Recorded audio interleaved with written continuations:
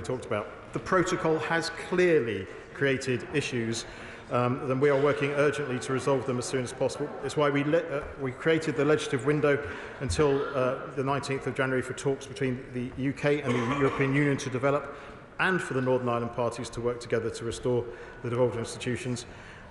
However, we remain of the view that there is no excuse for the Northern Ireland parties not to be in government as soon as possible. Jamie Still. Mr. Speaker, as some members know, and not least the members behind me, my wife hails from Northern Ireland. Mr. Speaker, I thank them. Having had recent experience of A&E in Northern Ireland, it was evident to me that, notwithstanding the finest efforts of doctors and nurses, that the NHS there needs ministerial guidance, and for that reason we must all strive to see the executive restored. I thank the honourable gentleman for his question and his point, which is absolutely correct. Can I also thank those working in the health service in Northern Ireland for the services that they are providing at this time, because they are working extremely hard in trying conditions. But he's absolutely right. These issues are, and there are issues within the NHS in Northern Ireland, are best solved by ministerial guidance, by directly elected, locally elected decision makers who are working for them from the executive. Have a shy member, Jim Shull. Thank you, Mr. Speaker. Can I thank the Secretary of State for that response, and on behalf of my constituents who some are sitting in cold houses today, not receiving the energy help that the rest of the UK is receiving from government, can I encourage the Secretary of State and government for the establishment of the Northern Ireland Executive, and for vulnerable people who need the energy help and the aid now, to bring that forward, and also bring forward and enact the protocol bill, which the people of Northern Ireland want to see that, and no more delays. I'm sure we will, based on the questions that are before us, talk a great deal about the protocol in this questions session. But just on the point he made about people sitting in cold homes in Northern Ireland at this point in time without the energy support they deserve. I mean, energy policy is a dissolved matter with the responsibility normally resting with the Northern Ireland Executive and Assembly, and these matters would have been best sorted and more quickly sorted had that been in operation now. However, yesterday I met with the energy companies myself. There are significant difficulties in how they could possibly deliver this support, and the government is now examining other options as well to try and get this money out the door as quickly as we possibly can. SNP spokesperson Richard Thompson. Thank you, Mr. Speaker. Nurses across Northern Ireland, England and Wales are planning to take strike action tomorrow, a situation that's been averted in Scotland because of the active involvement of the Scottish Government in negotiating an acceptable pay deal. Can I ask the Secretary of State what role is he and his ministers playing in trying to bring a resolution to this situation in Northern Ireland? And what assurances can he give that he and his ministerial team are adopting a more constructive approach to these pay negotiations than appears to be the case elsewhere in these islands? I thank the honourable gentleman for his question. As he will know, we recently set the budget for Northern Ireland, because a budget had not been set at the beginning of this year, to make sure that the budget, the money could be spent. There was no budget set by the executive, and the projected black hole by the Minister of Finance when he was sitting was £660 million. We now have these negotiations are facilitated by British government ministers of the type he is talking, but at the end of the day, decision makers and the permanent secretaries and those the employers in Northern Ireland will be making those final negotiations. Chair of the Select Committee, Simon Hoare. Thank you, Mr. Speaker. At the time of a cost of living crisis, clearly too many people are feeling the adverse effect of the absence of Stormont. And if my right honourable friend hasn't seen it, could he look at the BBC Spotlight NI programme produced by Mandy Macaulay, which showed the pernicious activities of loan sharks and the paramilitaries on the most vulnerable people in Northern Irish society as they await their money to help with their fuel? Can I echo the comments of the honourable member for Strangford and urge my right honourable friend to give the peace of mind to those people who are most in need and sort this pressing issue out by Christmas so that people can have that peace of mind and try to enjoy the festive period. Secretary of State. I thank my honourable friend, the Chairman of the Select Committee, for his question. And firstly, I would say to him, I am fully aware, actually, of the activities of paramilitary lenders. I know of the programme he mentioned. I didn't see it last night, but I actually was in a meeting last week or the week before with the head of Women's Aid in Northern Ireland, who mentioned this very fact to me. There have been dozens, if not more, meetings between various Secretaries of State, Bays, myself, Ministers of State, the energy companies and a whole host of others to try and get this solved. I guarantee to you that the energy of the whole British government is concentrating on this one issue because we want to crack this nut in the time frame that he suggests, but it is way more difficult than it should be.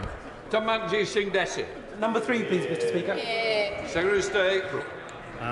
Can I thank the honourable gentleman for his question? I have regular discussions with Northern Ireland political leaders and on Northern Ireland matters, including the protocol.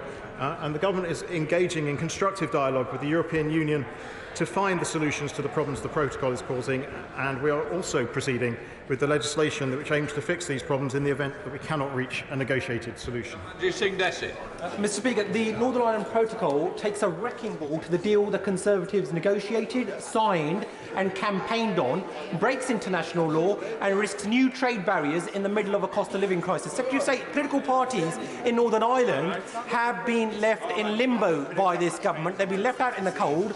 So given that it was a previous Conservative Prime Minister who negotiated the protocol, why has the current Prime Minister not even visited Northern Ireland yet and to see how it is working and how he is going to sort out this self-created government mess?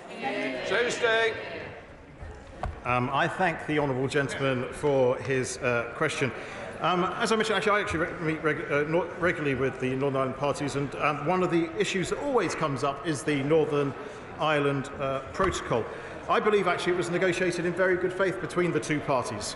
However, its practical application is demonstrating on a daily basis to people in Northern Ireland that it is not working, and it is not fully implemented by a long way yet, which is why the government is in talks with the European Union and indeed has its protocol bill running at the same time. Robertson. Mr. Speaker, could the Secretary of State update us on those talks with the European Union, though? Are they still at the stage of discussing technical details, or are they actually discussing more substantial issues? Thursday. The one thing that I'm quite confident I'm not going to do is give a running commentary on the state of the negotiations or talks between the European Union and the UK government.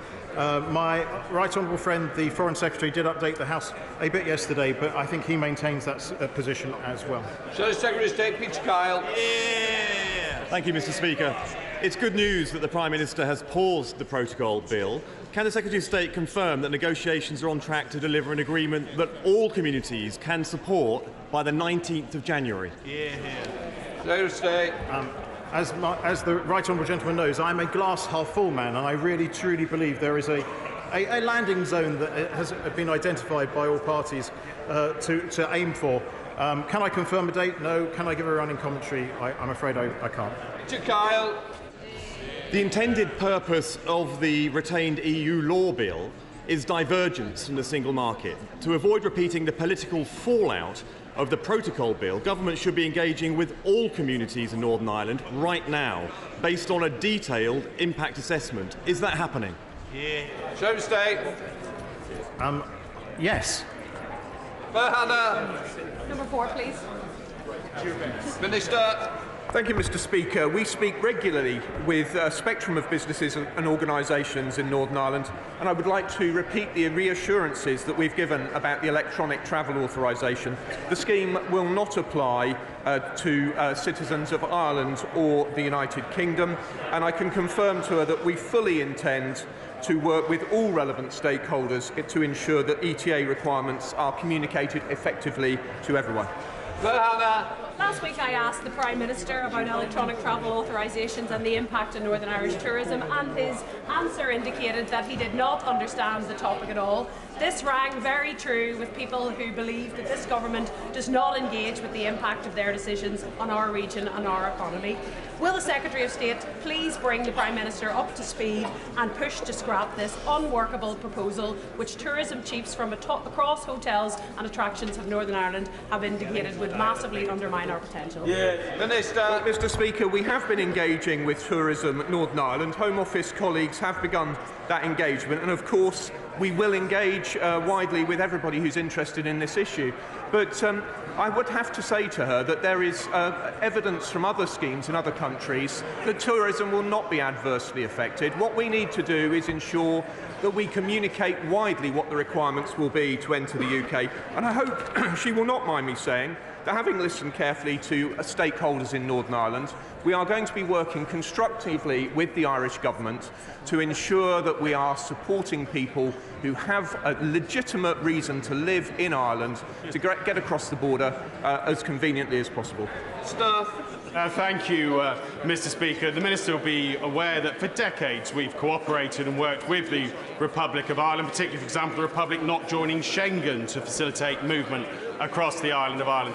So would he agree with me that it's perfectly possible to get the benefits of the ETAs system in terms of security and ease of travel in terms of e-visas, whilst working with the Republic of Ireland's government to make sure appropriate provisions for people who are residents of the island of Ireland?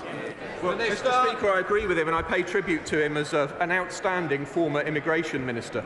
Of course, we will be respecting the common travel area. There will be no immigration controls on the border on the island of Ireland, and we will seek to ensure that this scheme works well. Now comes Shadow Minister Tony Antoniak. Thank you, Mr. Speaker. Now, the Minister has just said that there will be no detrimental impact on the Northern Ireland tourism sector. This is despite 70% of overseas visitors to Northern Ireland arriving via Dublin, and the Chief Exec of Northern Ireland Tourism Alliance this morning saying she fears this new system puts around 25% of tourism business at risk. So what can the Minister tell the House the discussions he's been having in government to champion tourism in Northern Ireland and address this devastating impact of additional bureaucracy? Of course, Mr. Speaker, we'll continue discussions with Tourism Northern Ireland, but as I said earlier, clear communication is what is needed here to make sure that people meet the requirements to enter the UK, and we will continue to work with tourism operators and with the Government of Ireland to make sure that communication takes place. But again, I have to tell her, evidence from elsewhere is that legitimate tourism is not likely to be heavily impacted by this scheme. But of course, all of us want to promote tourism in Northern Ireland and indeed more widely. James Sunderland. Question 6, please, Mr. Speaker. With permission, Mr. Speaker, I'll answer questions 6, 10 and 14 together. During the bill's second reading in the other place, the government announced its intention to introduce amendments in a number of key areas. These proposed changes reflect what we've heard from the significant engagement that has taken place with victims and survivors and their representatives, as well as community leaders and other stakeholders. As the bill continues its passage, the government will continue to engage constructively with all interested parties on their concerns and how they might be addressed. James Sunderland. Mr. Speaker, thank you. Could the Secretary of State please confirm that the legacy bill will be tightened up before it returns to this place, notably in respect of making sure that protagonists do engage fully with the Truth and Reconciliation process, not assuming moral equivalence, and also the language of glorification? I thank my honourable friend for his question. I can give him those assurances of that type. This is why we proposed the changes as set out by my ministerial colleague at second reading in the other place, which includes sanctions for those that refuse to cooperate with or wilfully mislead the information recovery process, and we'll continue to engage on these and other potential changes, and I can assure my honourable friend that we'll do this before it returns to this House. Sarah Atherton. Mr. Speaker, my constituent Edward Vaughan-Jones's Robert Tupara died at Warren Point in 1979. Some 43 years later, the family's wounds have not healed due to repeated investigations and a lack of conclusion. So can my right honourable friend outline when Mr Vaughan-Jones will receive a conclusive report on what happened to his brother so we can finally have closure? Secretary of State. Can I thank my honourable friend for... Merry Christmas. Can I thank my honourable friend for her question? And what she's identified in this very, very sad case is that the current mechanisms for addressing the past in Northern Ireland are providing positive outcomes for very, very few people, with many, including the Vaughan-Jones family, waiting decades for answers about what happened to their loved ones and not getting anything. The Bill's information recovery process will be supported by comprehensive investigative powers and full state disclosure, providing families with a fast route to as full an account as possible about what happened to their loved ones, as well as she mentioned the word closure, as far as that is possible, because that is what they deserve. Jarvis. Thank you, Mr. Speaker. It was good to see the Secretary of State visit the Omagh bombing memorial garden just recently, and despite his intention to want to work closely with victims, he will know that there are still concerns being expressed by a range of victims' representatives groups, the Victims and Survivors Commissioners, and concern has been expressed by John Boucher as well. So, expecting the difficulty and the complexities of this, can the Secretary of State say what he's going to do now to make sure that he can bring victims with him on this bill? Firstly, can I actually thank the honourable gentleman for his continued interest? This is my third question as a Northern Ireland Secretary of State. Each time he's asked on legacy, sensible, realistic questions. And I will deal with the question, but any time that he wants to have a briefing in the department to get clarity on some of these things in between time, he'd be more than welcome, because I know he cares a great deal about this particular subject. I can confirm we're continuing to talk to all sorts of groups and individuals. Government amendments have already been will be tabled in the other place, which will confirm that the independent commission will be established by legislation to conduct criminal investigations where it judges they're appropriate, ensure that individuals who knowingly or recklessly provide false information to the commission can be prosecuted and have their immunity revoked, and other such areas where we are trying to improve the bill in the way that he... Owen Thompson. Question 7. 7. Secretary. Thank you. Since being appointed with permission, Mr. Speaker, I'd like to answer questions 7, 8 and 12 together. Since being appointed in October, I've met with a lot of representatives from European states, and my right honourable friend, the Minister of State, holds several good relationships with similar. Owen Thompson. So, Speaker, there will clearly be a range of views in the protocol going forward, and in any election to the Northern Irish Assembly, those views will need to be outlined clearly. We know this government doesn't respect mandates that it sees coming forward from devolved assemblies. So can the Secretary of State give an assurance that he will respect the mandates coming forward from any Northern Irish Assembly election? Secretary of State. I think there's one group of people who shouldn't lecture about not respecting democratic votes. However, this government, I believe, all parties in this place want to see the executive restored, the assembly restored, and should there be another election, that result respected as the last result should be respected. John McNally. Thank you, Mr. Speaker. The Prime Minister has put the Northern Ireland Protocol Bill on ice to allow time for a UK-EU deal to be struck. So can the Minister commit to the House a deal will be struck before April next year, and that this pro-Brexit dispute will not hamper Good Friday Agreement celebrations and the UK's international relations with America and the EU? Secretary of State. I think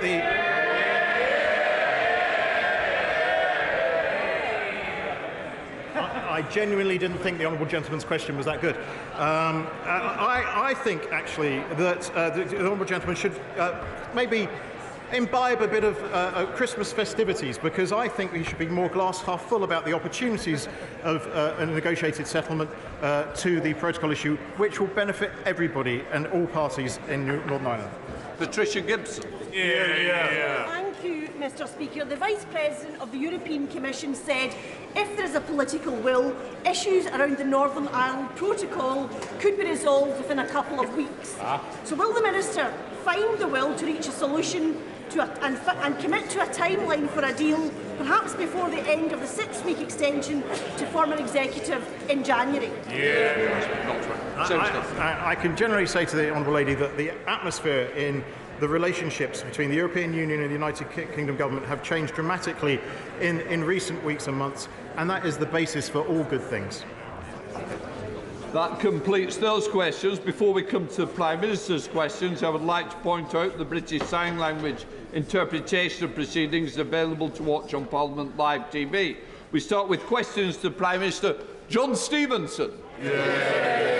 Number one, Mr. Speaker. Prime Minister. Mr. Speaker, I'm sure the whole House will share my sorrow at the capsizing of a small boat in the Channel in the early hours of this morning and the tragic loss of human life. Our hearts go out to all those affected and our tributes to those involved in the extensive rescue operation. Mr. Speaker, this morning I had meetings with ministerial colleagues and others, in addition to my duties in this House, including the visit of His Majesty the King. I shall have further such meetings later today. John Stevenson. Thank you, Mr. Speaker. Prime Minister, a 3.5-hour journey takes 6 hours. A straight journey ends up with 2 changes and a diversion. A train is cancelled at short notice. This has become the experience of a West Coast rail passenger.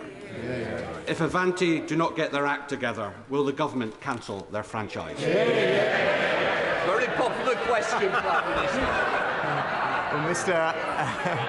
Well, Mr. Speaker, I thank my honourable friend for raising this, and I share the frustration that this is causing to many of his and other communities. Our priority immediately is to support the restoration of services before then making any long-term decisions on the operation of the West Coast franchise, but we will be closely monitoring Avanti's rollout of its recovery plan and holding them account for delivering for passengers. Leader of the Opposition, Keir Starmer. Thank you, Mr. Speaker. Can I join the Prime Minister? Our prayers go out to those who capsized in the freezing waters of the Channel last night. It's a reminder that the criminal gangs running those routes put the lives of the desperate at risk and profit from their misery. They must be broken up and brought to justice. Mr. Speaker, tomorrow will be the first ever nationwide nurses' strike. All the Prime Minister has to do to stop that is to open the door and discuss pay with them. If he did, the whole country would breathe a sigh of relief. Why won't he? Prime Minister. Well, Mr. Speaker, we have consistently spoken to all the unions involved in all the pay disputes that there are. But I am glad he's raised our nurses, because they do incredible work, and it's worth putting on record. It's worth putting on record what exactly we have done for our nurses. Last year, when everyone else in the public sector had a public sector pay freeze, the nurses received a 3% pay rise. When the RCN asked for more in-work training, we gave every nurse and midwife a £1,000 training budget. And when they asked for nurses' bursaries, we made sure that every nursing student received a £5,000 grant. That's because we do work constructively, and we will continue to back our nurses. Mr. Speaker, nurses going on strike is a badge of shame for this government. Instead of showing leadership, he's playing games with people's health. And there is a human cost. Alex from Chester has been waiting for a gallbladder operation for nearly 6 months. He's in so much pain, he's been off school since then. His operation has already been cancelled twice. His mum, who I spoke to this morning, is worried sick. When she heard that strikes could be called off, she was massively relieved. She's desperate for the Prime Minister to resolve this. All he needs to do is simply meet the nurses. Now, Alex's mum is listening to this. She doesn't want to hear him blaming everybody else. She doesn't want his usual ducking of the question. She's tuned in now because she wants him to explain what is he going to do to resolve the nursing strike. Well, Mr. Speaker, it's not just Alex. There are millions of others across this country, Alex and Mark, millions of others who will have their healthcare disrupted because of the strike. Now, the honourable gentleman says to get round the table, but we all know what that means, Mr. Speaker. That is just simply a political formula for avoiding taking a position on this issue. If he thinks the strikes are wrong, he should say so. If he thinks it's right, if he thinks it's right that pay demands of 19% are met, then he should say so. What's weak, Mr. Speaker, is he's not strong enough to stand up to the union.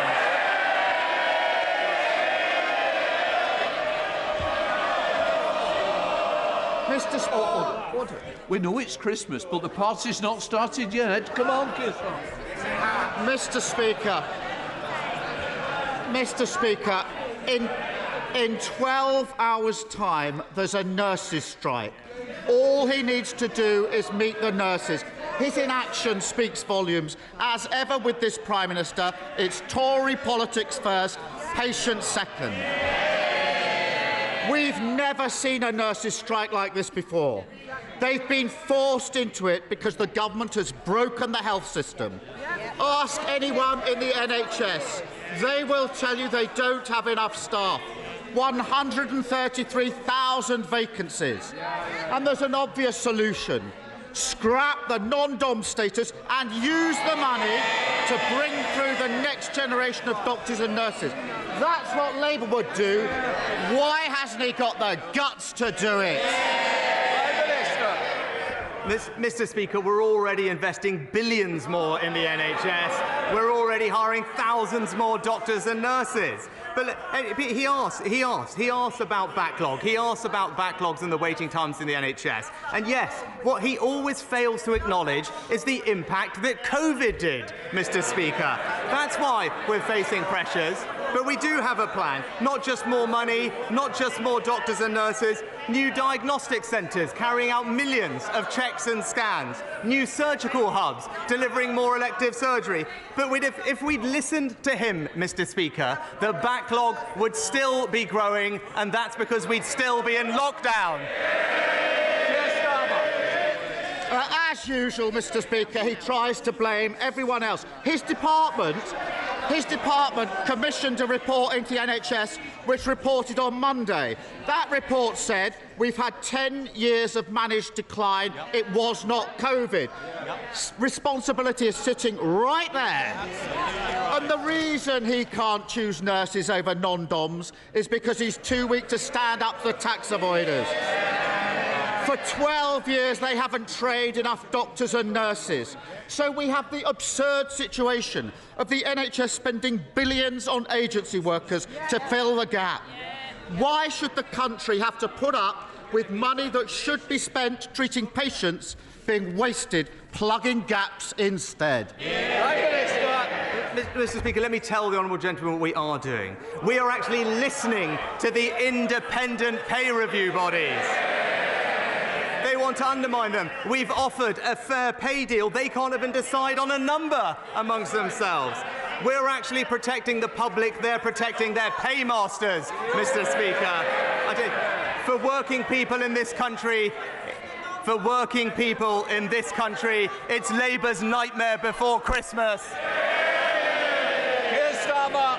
There he goes again, pretending everything is fine. Try telling that to those on waiting lists or those that can't afford to pay for a next-day GP appointment.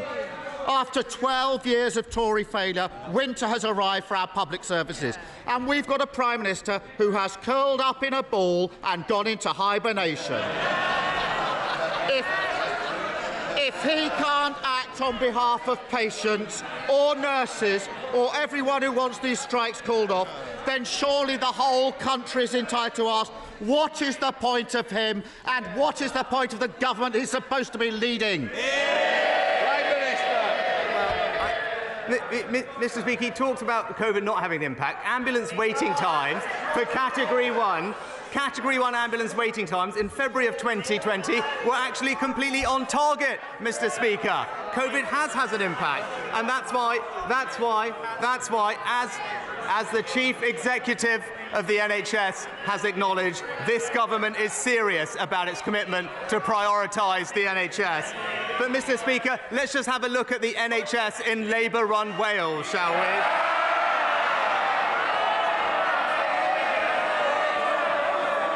The worst A&E times in the country, Mr. Speaker. Mr. Speaker, under the last Labour government, we had fair pay for nurses and no strikes. So I I won't be taking lectures from him about that. Order. Mr Bowie, you promised to behave. Don't give me a Christmas present you won't want. Come on, Keir Starmer. Mr. Speaker, this is our final PMQs of the year. So I hope you will Oh, really? I hope you will... Mr. Speaker, what I was going to say was I hope you will pass on all of our thanks, at least on this side, to all those who kept our House and our democracy working. Yeah. And I want to finish this year thinking about our friends in Ukraine. As a result of Putin's barbaric assault on their freedom, millions will spend Christmas in sub-zero temperatures without heating, electricity or hot water. Their suffering is unimaginable, but their bravery is awe-inspiring. So will the Prime Minister join me in saying that whatever other difficulties and disagreements we have across this dispatch box, we are and will remain united in our unwavering support for Ukraine's freedom, its liberty and its victory?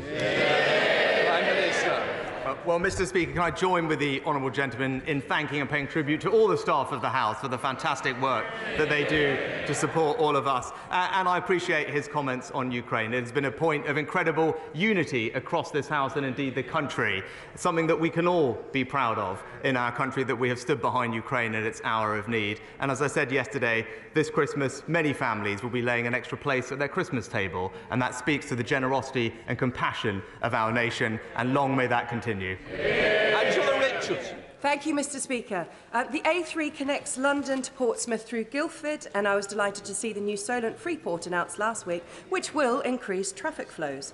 As the A3 narrows through Guildford, it is sadly the most polluted road in the strategic road network. Short-term sticking plasters like putting up 9-metre-high air pollution barriers that will entrench divisions in Guildford is not acceptable to me or my constituents. Does my right honourable friend agree with me that it is time to think big, it is time to think long-term, and it is time to tunnel the A3 under Guildford? Prime Minister. Well, I thank my honourable friend for the question.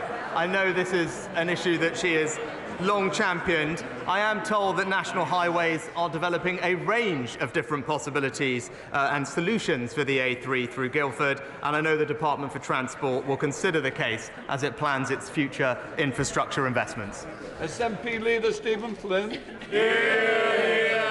I wish to join with the Prime Minister and the Leader of Opposition in extending my party's thoughts to all of those involved in the terrible tragedy in the Channel this morning.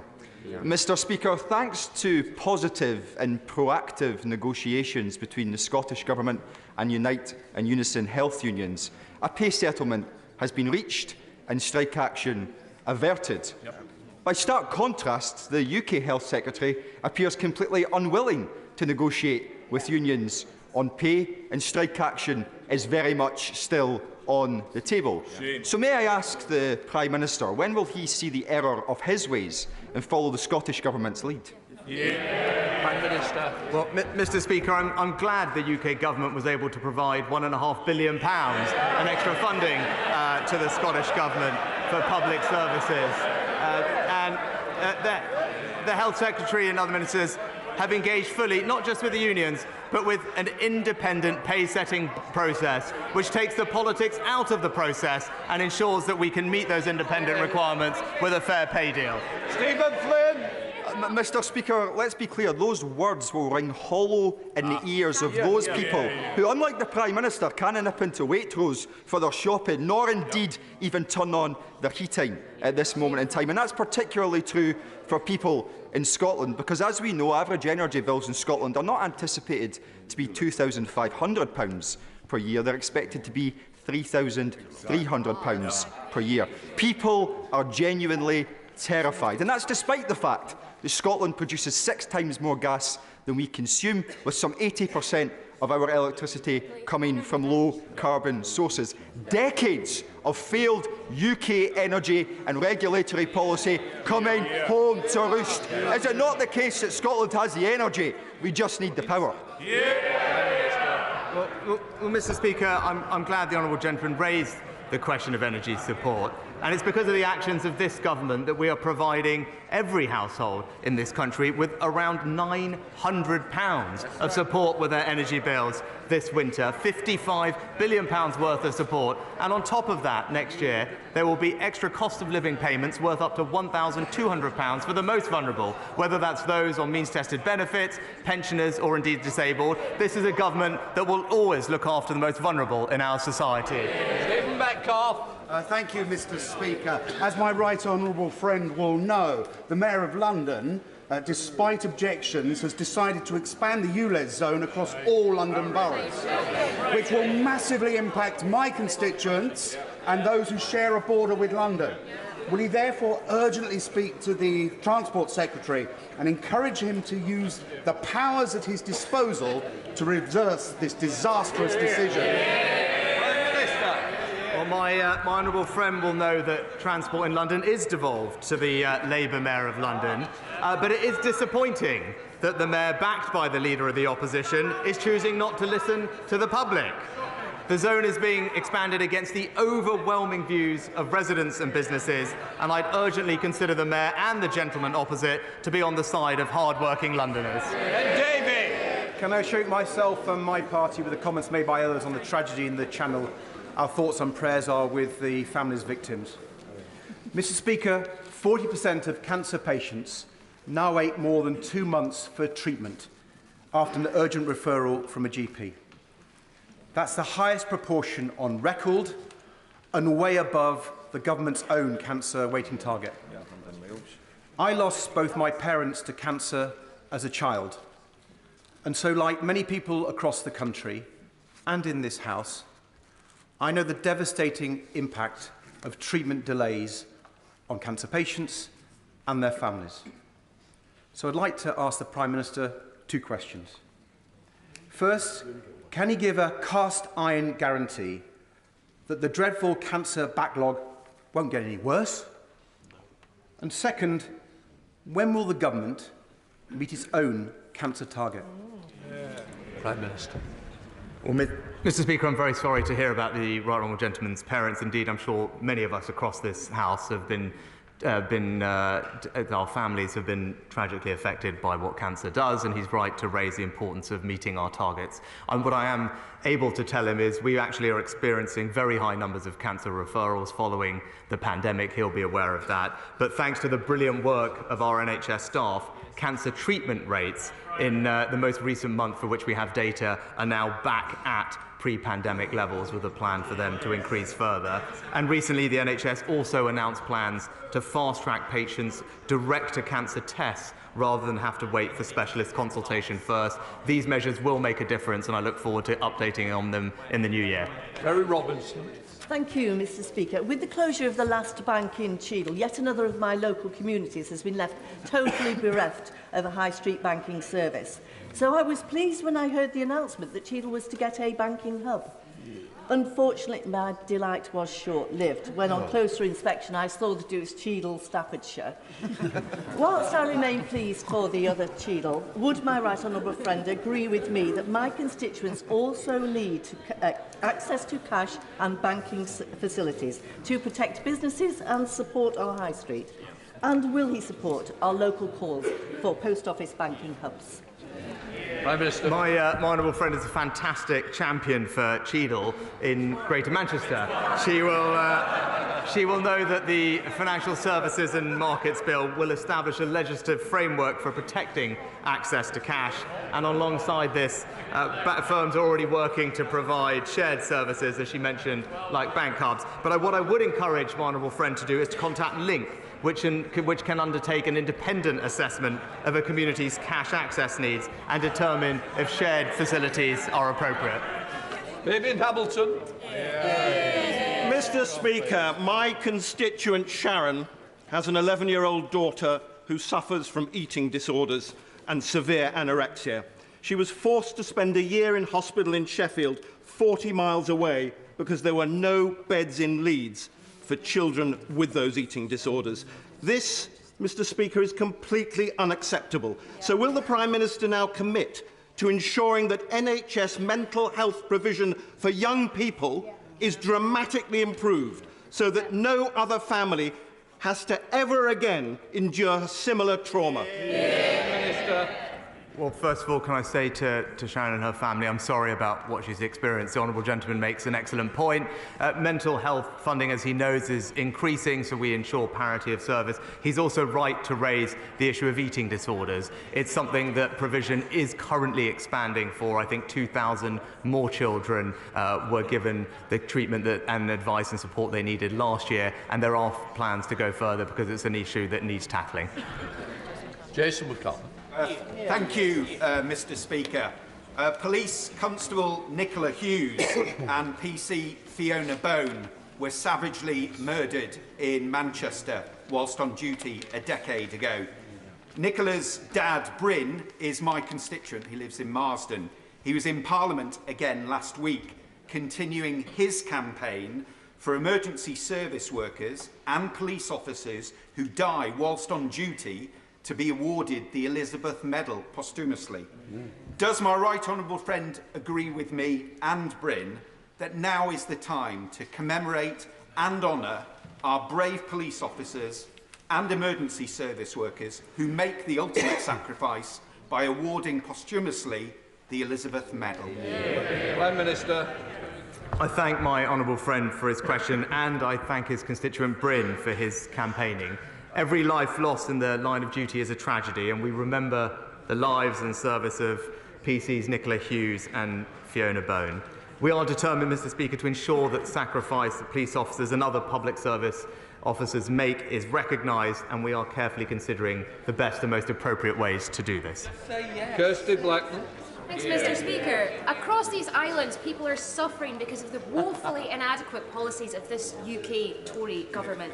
They've crashed the economy, left millions in fear of the cold this winter, and are stoking division over striking workers rather than negotiating fair pay deals. Why is it that the only people that can rely on this Prime Minister are questionable PPE suppliers in the House of Lords, bankers and former Prime Ministers getting taxpayer-funded handouts to defend their partying through COVID? Mr. Speaker, the only people stoking division in our United Kingdom are the party opposite. Question, Michael Fabricant. Question 12, sir. Prime Minister.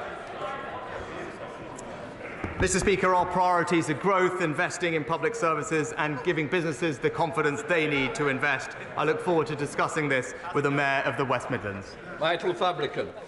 Mr. Speaker, when my right honourable friend, the Prime Minister, recently visited the National Memorial Arboretum, he was slightly late. But I don't blame him, because he had to come by road. Now, my friend, the Mayor of the West Midlands, is supporting an extension of the cross-city line from Birmingham using an existing freight line to make it into a rail service to the National Memorial Arboretum and beyond. So, may I ask my right honourable friend, will he revisit the National Memorial Arboretum again, see the Armed Forces Memorial, and also come to Lichfield and see why we need a leisure centre?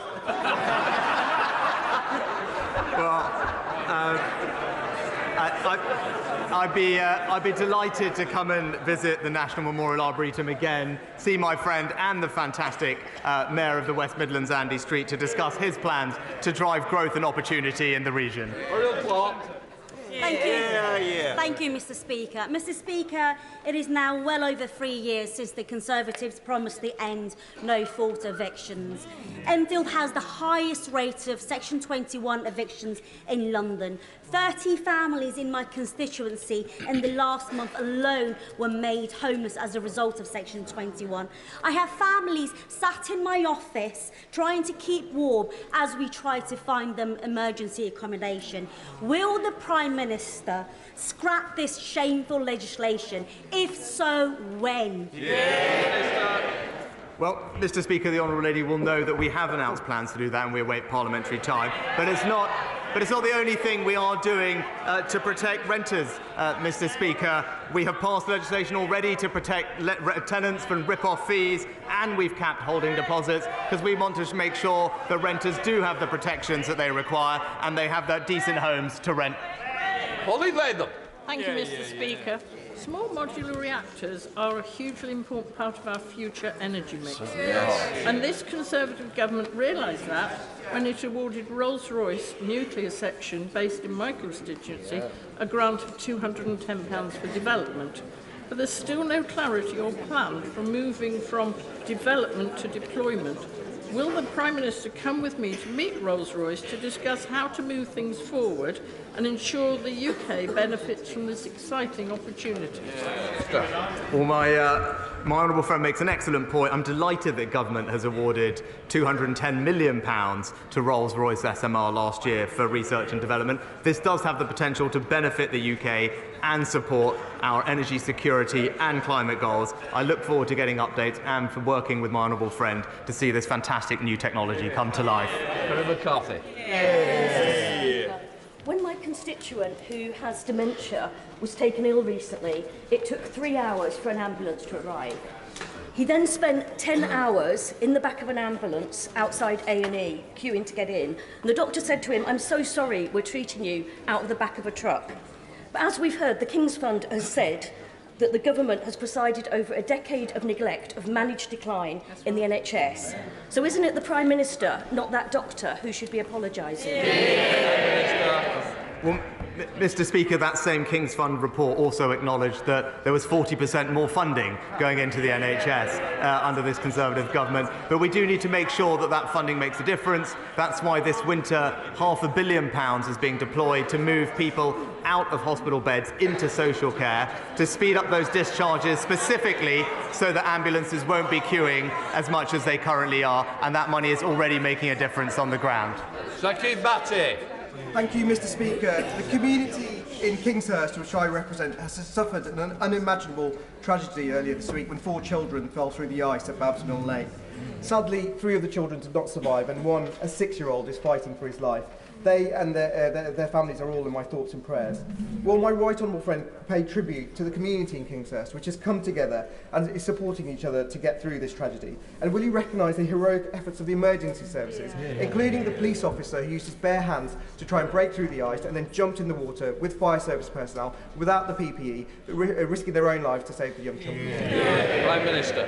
I thank my honourable friend, and can I send my condolences to the family and friends of all of those who lost their lives. I also join him in paying tribute to our emergency services for, as he said, their incredibly selfless actions. This whole event has completely shocked the local community, and I know that my honourable friend will continue to do all he can to support his constituents at this difficult time. Dame Angela Riedel. Thank you very much, Mr. Speaker. This year, the Tory party has given us 5 education secretaries, 4 chancellors, 3 prime ministers, 2 leadership coups.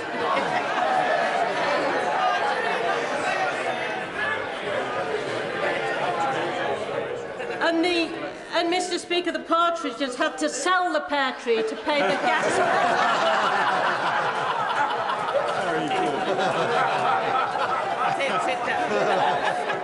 So, Mr. Speaker, isn't it the case that after a year of Tory chaos, incompetence and self-indulgence, the best Christmas present the Prime Minister could give to the British people is a general election?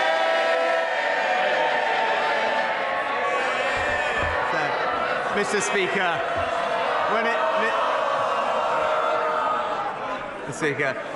they're happier with that than before, Mr. Speaker. But all I'd say, when it comes to what the British people need this Christmas, Mr. Speaker, in order to ease the disruption on their lives, the best thing that the party opposite could do is tell their union bosses to call off these damaging strikes.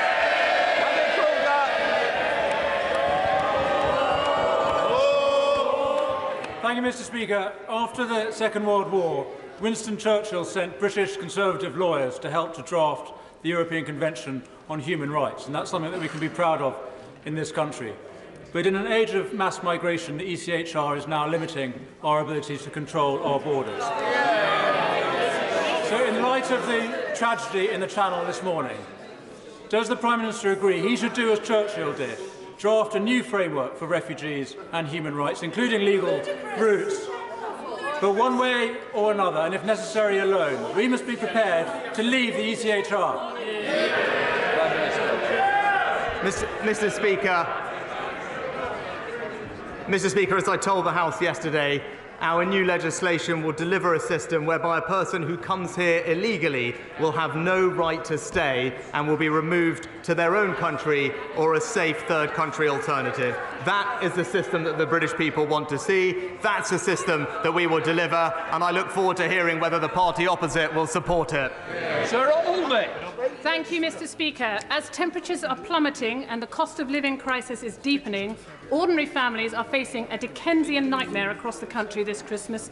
Mortgage bills are soaring, household repossessions are up, and nearly 500,000 tenants face a threat of eviction after falling behind on their rent.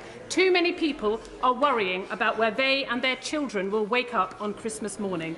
So will the Prime Minister agree to a temporary ban over the festive period on repossessions and evictions so that nobody has to live in fear of losing their home this Christmas? Prime Minister.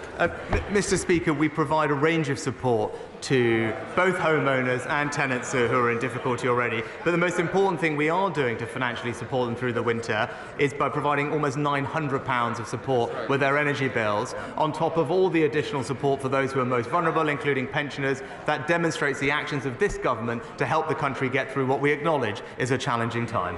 Stephen Crabb. Thank you, Mr. Speaker. Tomorrow, Mr. Speaker, at 9:30, you'll lead this House in a 1-minute silence to mark 80 years since the British government recognised that the Holocaust was taking place in Nazi-occupied Europe. As we come together to mark that moment, will the Prime Minister join me in praising the Holocaust Educational Trust and the extraordinary survivors who continue to do amazing work, ensuring that the next generation understand and learn the lessons from the past? Minister. Mr. Speaker, 80 years ago, Parliament listened in stunned silence as the truth of the Holocaust was spoken in this House for the very first time. So it's absolutely right that you, Mr. Speaker, lead a moment of silence in which we will stand together to remember and reaffirm that truth.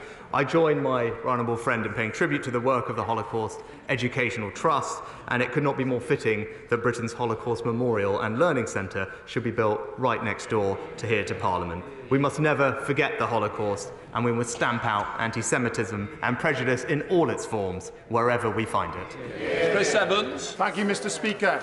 Caerphilly County Borough Council recently announced a £3 million cost of living hardship fund to help those most in need in Islwyn and across our county borough. Does the Prime Minister think it's right that local authorities are forced to cover the costs of 12 years of economic mismanagement by this Tory government? Prime Minister.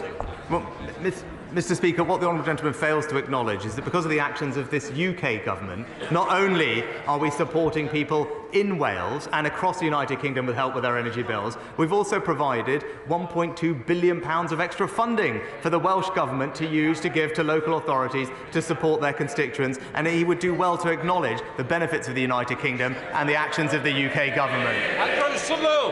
We have a record 4,000 newly qualified doctors training to be GPs, which is really excellent. But we do have an issue with retention, which is made even worse in areas like mine, which have extremely high housing growth. As the son of a GP, what will the Prime Minister do to fix this? Prime Minister. Well, Mr. Speaker, I know this is an issue that my honourable friend has talked and championed for a long time, and he's right to do so. We do have record numbers of GPs in training at the moment. We're also making sure that we support primary care appointments and primary care access, and I know that my honourable friend, the Health Secretary and Chancellor, are looking at how best we can increase retention, particularly with regard to pensions, and I look forward to getting his suggestions. Final question, Wendy Chamberlain. Thank you, Mr. Speaker. In a written response from the DWP, it was confirmed to me that an unpaid carer earning more than £132 a week in their job is classed as being in gainful employment and as a result loses their carer's allowance of £69.70 a week. Now, caring doesn't stop. It never stops. So can the Prime Minister explain to me the rationale of this decision, given that we are trying to get economically inactive people back into work? And secondly, can he explain why it's his government's position that £132 a week is enough for people to live on? Prime Minister. Well, Mr. Speaker, can I first start by paying tribute to those up and down the country who give up so much of their time to care for others? And I'm actually delighted that the government is supporting the honourable member's bill, which will give a week of highly flexible paid leave to unemployed carers. I think it's the right thing to do, and I'm grateful that the honourable lady is taking it forward. The carers allowance is a means-tested benefit. It's part of many other benefits that are available to support people, and as I've said, right now there is significant support in place for people through Christmas with their energy bills. That completes Prime Minister's questions. Just let the House clear.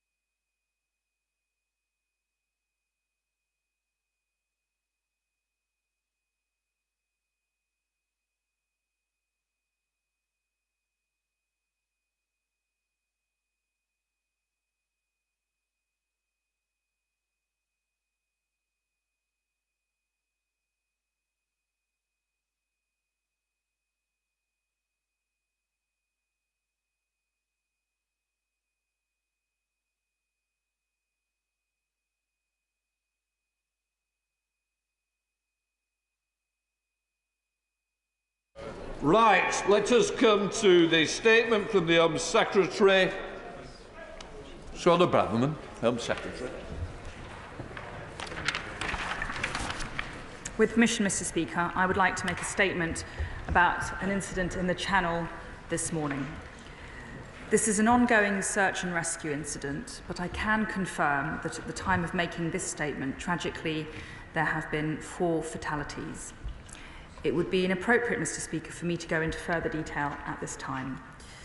There is a multi-agency response to this terrible tragedy. His Majesty's Coast Guard, the RNLI, South East Coast Ambulance, the Ministry of Defence, Police and Border Force, together with French vessels and commercial fishing vessels and contractors at Western Jetfall have responded. This morning, Mr. Speaker, I have spoken to Border Force officials based at Dover, Manston, and involved in the search and rescue effort. I've also spoken to my French counterpart, the Interior Minister, Gérald Darmanin.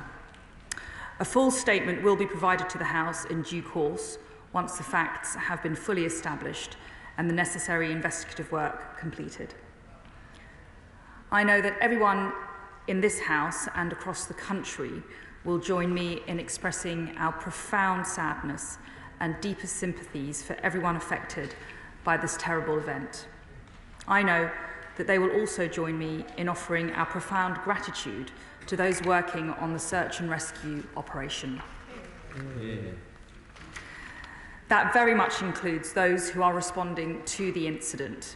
Commander Dan O'Mahony and his team are working tirelessly with military colleagues and other partners, day in and day out, to try to prevent this type of tragedy.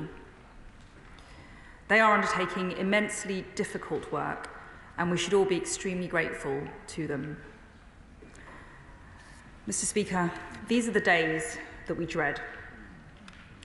Crossing the Channel in unseaworthy vessels is a lethally dangerous endeavour. It is for this reason, above all, that we are working so hard to destroy the business model of the people smugglers, evil, organised criminals who treat human beings as cargo. As the Prime Minister told the House only yesterday, it is not cruel or unkind to want to break the stranglehold of the criminal gangs who trade in human misery and who exploit our system and our laws. He was right. This morning's tragedy, like the loss of 27 people on 1 November Day last year, is the most sobering reminder possible of why we have to end these crossings. We recently agreed the largest ever small boats deal with France, with more boots on the ground patrolling their beaches, UK and French officers working together in both countries. The Calais Group of Northern European nations works to disrupt trafficking and smuggling all along the migration route and has set an ambition for a UK-EU-wide agreement on migration. And since 2015, we have welcomed 450,000 people here from all across the world via safe and legal routes, making these dangerous crossings totally unnecessary. But it was evident that we had to go much further, which is why the Prime Minister announced a new package yesterday. It includes a new, permanent, unified, small boats operational command, bringing together the military, civilian capabilities, and the National Crime Agency. It will coordinate intelligence, interception, processing, and enforcement using advanced technology, including drones. We are adding more than 700 new staff and doubling the funding for the NCA to tackle organised immigration crime in Europe. The Prime Minister announced yesterday a new agreement with Albania. For the first time, Border Force officers will be embedded in Tirana Airport, helping to disrupt organised crime groups and people smugglers, risking people's lives unnecessarily. And early next year, we will introduce new legislation to make it unambiguously clear that if someone comes to the UK illegally, they should not be able to remain here. Instead, they can expect to be detained and swiftly returned either to their home country or to a safe country where their claim for asylum will be considered. Late or spurious claims and appeals will not be possible, and once someone has been removed, they will have no right to re-entry, settlement, or citizenship. This will act as a deterrent, and it will save lives. As we grip illegal migration, we will create more safe and legal routes, working with the UNHCR to identify those most in need and introducing an annual quota set by Parliament. We will work closely with local authorities to determine capacity. Mr. Speaker, it isn't true that our capacity is limitless. We are already spending millions on hotels every day. People do not need to seek asylum if they are already in a safe country. It is vital, literally vital, that we end the illegal crossings in the Channel, and I commend the statement to the House. Shadow Home Secretary Yvette Cooper. Thank you, Mr. Speaker, and I thank the Home Secretary for advance sight of her statement. This is truly tragic, deeply distressing news, and all of our thoughts and prayers will be with those who have lost their lives and their families and friends who have lost loved ones in the icy waters of the Channel. We will be thinking too of those who will be receiving support and medical assistance who may have been rescued as well. And all of us will give our thanks to the brave responders and rescuers in the Border Force, in the RNLI, in the Coast Guard, in the MOD, in our emergency services and in the French authorities, responding not just today to this awful, awful tragedy, but also who do such heroic work every single day. It is only because of their brave work that more lives have not been lost. It was barely more than a year ago that 27 lives were lost when a boat went down. And all of us have warned, all of us have feared that it was just a matter of time before more lives were lost. It is, of course, why the UK and France both need to act to stop these dangerous boat crossings. The brutal truth as well is that criminal gangs have made money from those lives that were lost today. They have profited as people have drowned. Day after day, week after week, criminal gangs are putting lives at risk for money. And the other brutal truth is that far from stopping those criminal gangs, those gangs have grown and grown. And the UK and French governments and authorities have failed to stop the criminal and smuggler and trafficking gangs proliferating around the Channel. Those gangs have created a multi-million-pound criminal industry with lives at stake, and the action against those gangs has been too weak. there have been barely any prosecutions or convictions and barely any inroads into the smuggler gangs. Just 3 convictions for people smuggling a month at a time when tens of thousands of lives are being put at risk each month. It is why we have long called for a long time for a major boost to the National Crime Agency, because we do need major action. And yesterday, the Prime Minister announced an increase for the National Crime Agency. I am glad that he has made some progress on this, but can the Home Secretary clarify what does it mean in practice? How much additional funding will there be in practice for the National Crime Agency? How much, and specifically for the action on the smuggler gangs? How many additional full-time staff will there be? And what is the sense of scale on this? Because I fear still that this is too low and this is too little given the scale of the problem we face. Yesterday, the Prime Minister announced a small boat operational command. Again, how different is that to the previous clandestine Channel Threat Command, led by Commander Dan Omani, which has been in operation for some time? Will it still be led by Commander Dan Omani or by somebody else? Will it be the Home Office or the MOD in charge? Is it correct that the Navy has been told they will be standing down on the 31st of January? Can she update us too on the French patrols and surveillance? Has the 40% promised increase in patrols started yet, and when will it? Was this boat picked up as a result of increased surveillance? If it wasn't, what was the reason for that? The Home Secretary has also referred to safe legal routes. She was pressed at the Select Committee on a lack of safe legal routes for children trying to unite with family in the UK. When will she be taking action to address that, to prevent children seeking to rejoin family in the UK, making desperate journeys? And she referred to the Prime Minister's statement yesterday. Can she clarify? We have also called for the fast track for safe countries and for the backlog to be cleared. The Prime Minister said he had set a personal target of 117,000 cases to be cleared by the end of next year. Number 10 later said that target was 92,000. Could she again confirm which of those it is? The responsibility for the lives that have been lost in the Channel lies with the criminal gangs. They need to be caught, they need to be prosecuted, they need to be jailed for the loss of life in the cold sea, and we need comprehensive action. We gathered in this House just over a year ago to lament the loss of 27 lives. None of us want to do so again. None of us want to be here again. That's where we need action before more lives are lost in peril on the sea. Secretary. Thank you, Mr. Speaker.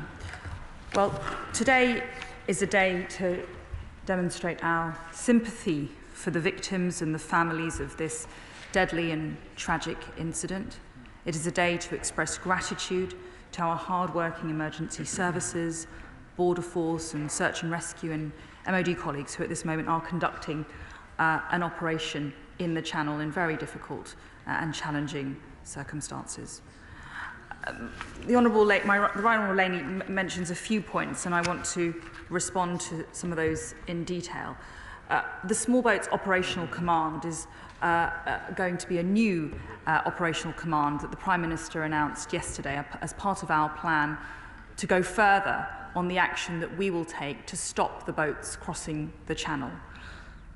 This means that we are setting up a new HQ, the Small Boats Operational Command in Border Force, to bring our channel and processing operation under a single Home Office command with military support for specialist planning and operational advice.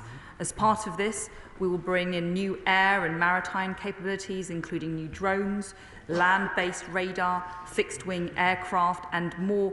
And we will be more than doubling our current permanent staffing levels, with 100 new staff at HQ and over 600 new operational staff based at Dover. That's a sign that we are strengthening our resolve, we are strengthening our will, and we are strengthening our efforts to do whatever it takes, as the Prime Minister has pledged, to stop the boats crossing the Channel. It will improve our intelligence and information sharing with the French. It will improve and build on the cooperation that we have with partners in France. The deal that we signed last month with colleagues in France is a big step forward in our cross-channel cooperation, for we share a common challenge. And that new arrangement will see more dangerous and unnecessary crossings being prevented. Last year, our joint efforts prevented over 23,000 unnecessary journeys. To date, this year, that number is 31,000. That in itself is insufficient, but it's a step in the right direction, and the agreement that we have struck afresh with the French will go further to enhance our joint working. She mentions safe and legal routes. Since 2015, we have made it possible for 450,000 people to come here via safe and legal routes. That's a record of which I am immensely proud. Those are people who have come from countries like Ukraine, from Syria, from Afghanistan. There are people who have come from all over the world, directly from places of danger, including via the UK resettlement scheme, where people have been selected by the UN refugee agencies from countries including Ethiopia, Iraq, Sudan, Eritrea, Somalia, South Sudan, and Yemen. And so we will extend safe and legal routes once we have dealt with the appalling people smuggling gangs risking people's lives, as we have seen this morning. And lastly, she talks about our track record on this issue. This government won't stop until we have seen progress, until people understand that taking this lethal journey is not safe, it is not lawful, and it will not lead them to a better life in the United Kingdom. Our capacity, that there are millions of people around the world who are fleeing conflict and poverty and who seek a better life elsewhere. Our capacity in this country is not infinite. We cannot accept everybody who wishes to come to this country. That is a reality of the world, and it's a reality of life. The other party would suggest otherwise. I hope that she will join us in our strengthened resolve to stop this problem by supporting our measures and supporting our legislation next year.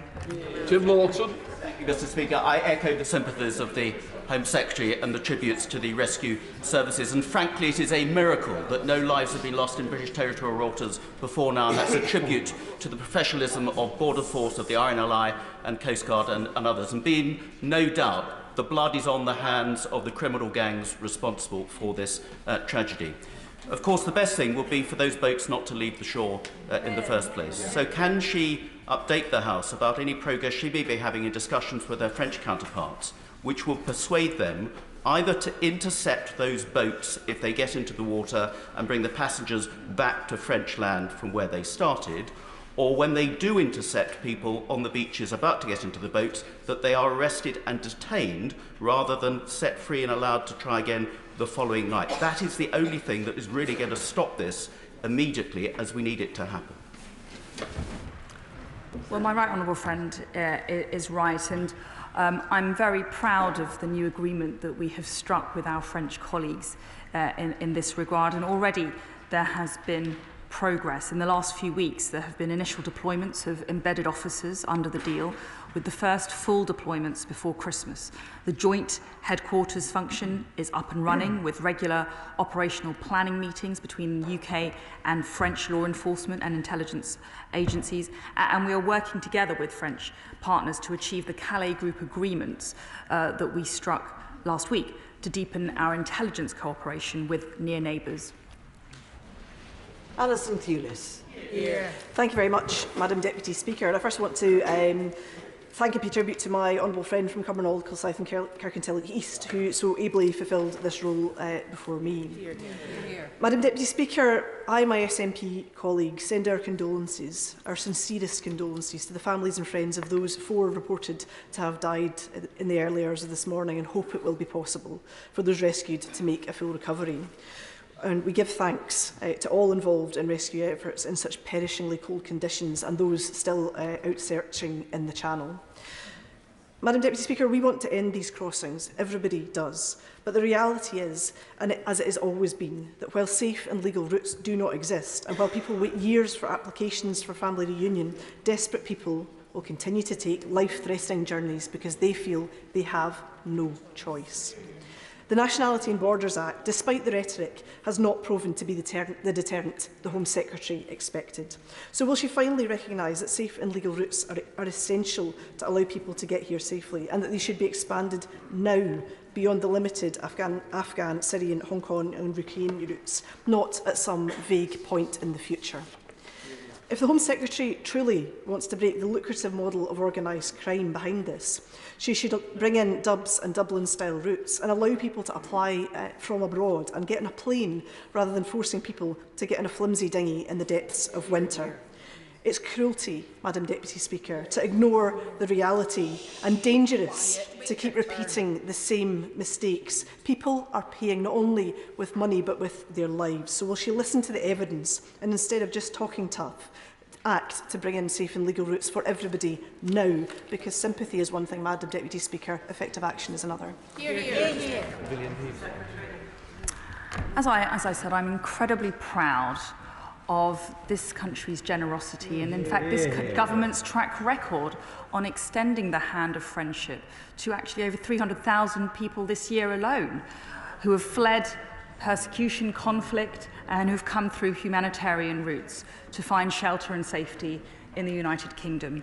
I strongly dispute her suggestion that somehow our system is inadequate. But nonetheless, that's why the Prime Minister has nonetheless committed to go further, ensure that there is a legitimised, capped, quotarised system of safe and legal routes going forward, which will be part of our measures after we've tackled the issue of illegal migration. Sir Roger Gale. Deputy Speaker, can I add to that already expressed my own appreciation for the work of those who were engaged in the rescue operation under appalling conditions last night, and also to the East Kent hospitals that have been treating the survivors, some of whom are still fighting for their lives and some of whom I understand are women and children. Madam Deputy Speaker, the House on both sides has rightly condemned those who are responsible in peddling the floating death that is the cross-channel traffic. Could my right honourable friend tell the House how many people, following the efforts of the Calais Group and the United Kingdom government, have been arrested and brought to trial? Well, I want to thank my honourable friend for all of his efforts in supporting the local community following this incident, but also throughout, because I know that particularly in Kent there is pressure on communities and authorities relating to illegal migration. There has been considerable effort and focus by the police, by the NCA and other agencies on tackling organised immigration criminal gangs.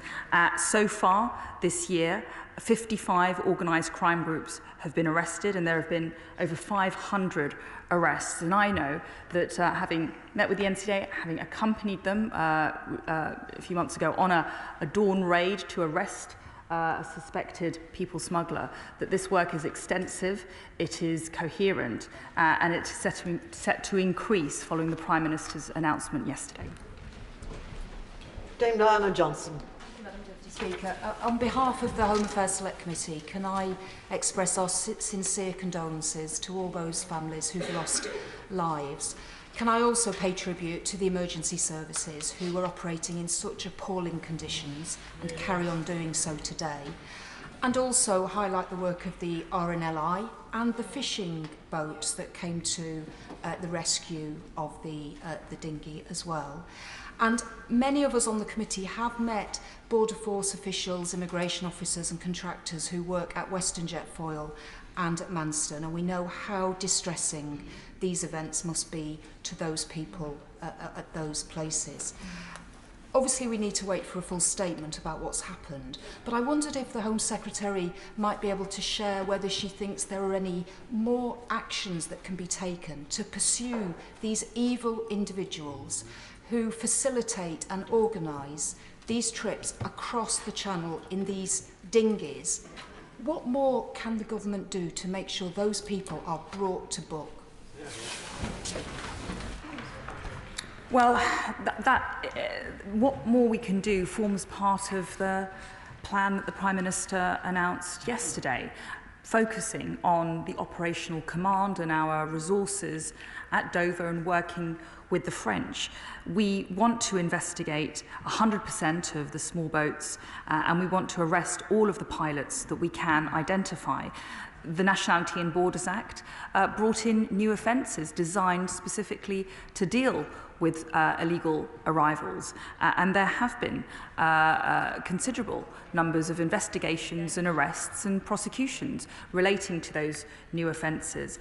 But of course, when there is a tragedy like this focuses all of our minds to see what more we can be doing so that this doesn't happen again. Natalie Elphick. Thank you, Madam Deputy Speaker. I was awoken this morning to the news that bodies were being brought into Dover and that the boat had overturned in the Channel. It is the news that I, as the Member of Parliament for Dover and Deal, and people across my community fear day after day, particularly in wintry and cold conditions. That boat shouldn't have been in the water in the first place, let alone in these kind of conditions at this time of year. So can I ask my right honourable friend if she could consider making urgent discussions with the French and arranging that summit with President Macron, because the bottom line is that in this case, the boat, I understand, was around the Meridian line in the Channel. And this is the second time we have seen such a situation. It is time for joint patrols on the French beaches to stop the boats getting in the water in the first place, and a joint security zone across the Channel to make sure that incidents like these can't happen and we bring small boats crossings to an end. I want to thank my honourable friend for all of her work throughout and during the last few years dealing with this issue. I know that she speaks very powerfully for all of her constituents who are directly affected by illegal migration. The agreement with the French was a step forward, but it is not the end point. It will deliver an increased number of personnel and resources who will be focused on the issue of intelligence sharing, interception, prevention, investigation, and ultimately the law enforcement response, so that the prevention, the preventative element of this issue is strengthened. We will continue and build on our constructive dialogue that we have with the French, and I know that they share the goal that we have, which is to bring this problem to an end. Alistair Carmichael. Deputy Speaker, death by drowning at sea must be one of the most horrific ways imaginable of meeting your end. I'm sure that's something which is understood only too well in the nation's island and coastal communities where this news will have been felt particularly keenly. The Home Secretary has told us, quite rightly, that safe and legal routes are effective in bringing people here. That's why you never find Ukrainians or people from Hong Kong in these small boats. So why does she think that the creation of safe and legal routes for people coming from places like Syria, Eritrea or Afghanistan has to wait for the Home Office to get its act together? Because I have to tell her, I've been waiting as a Member of Parliament for 21 years to see that happen, and I've not seen any sign of it yet. Well, as I've said, we have an extensive programme already of welcoming people through humanitarian routes to this country, and I've listed some of the countries from which people have arrived.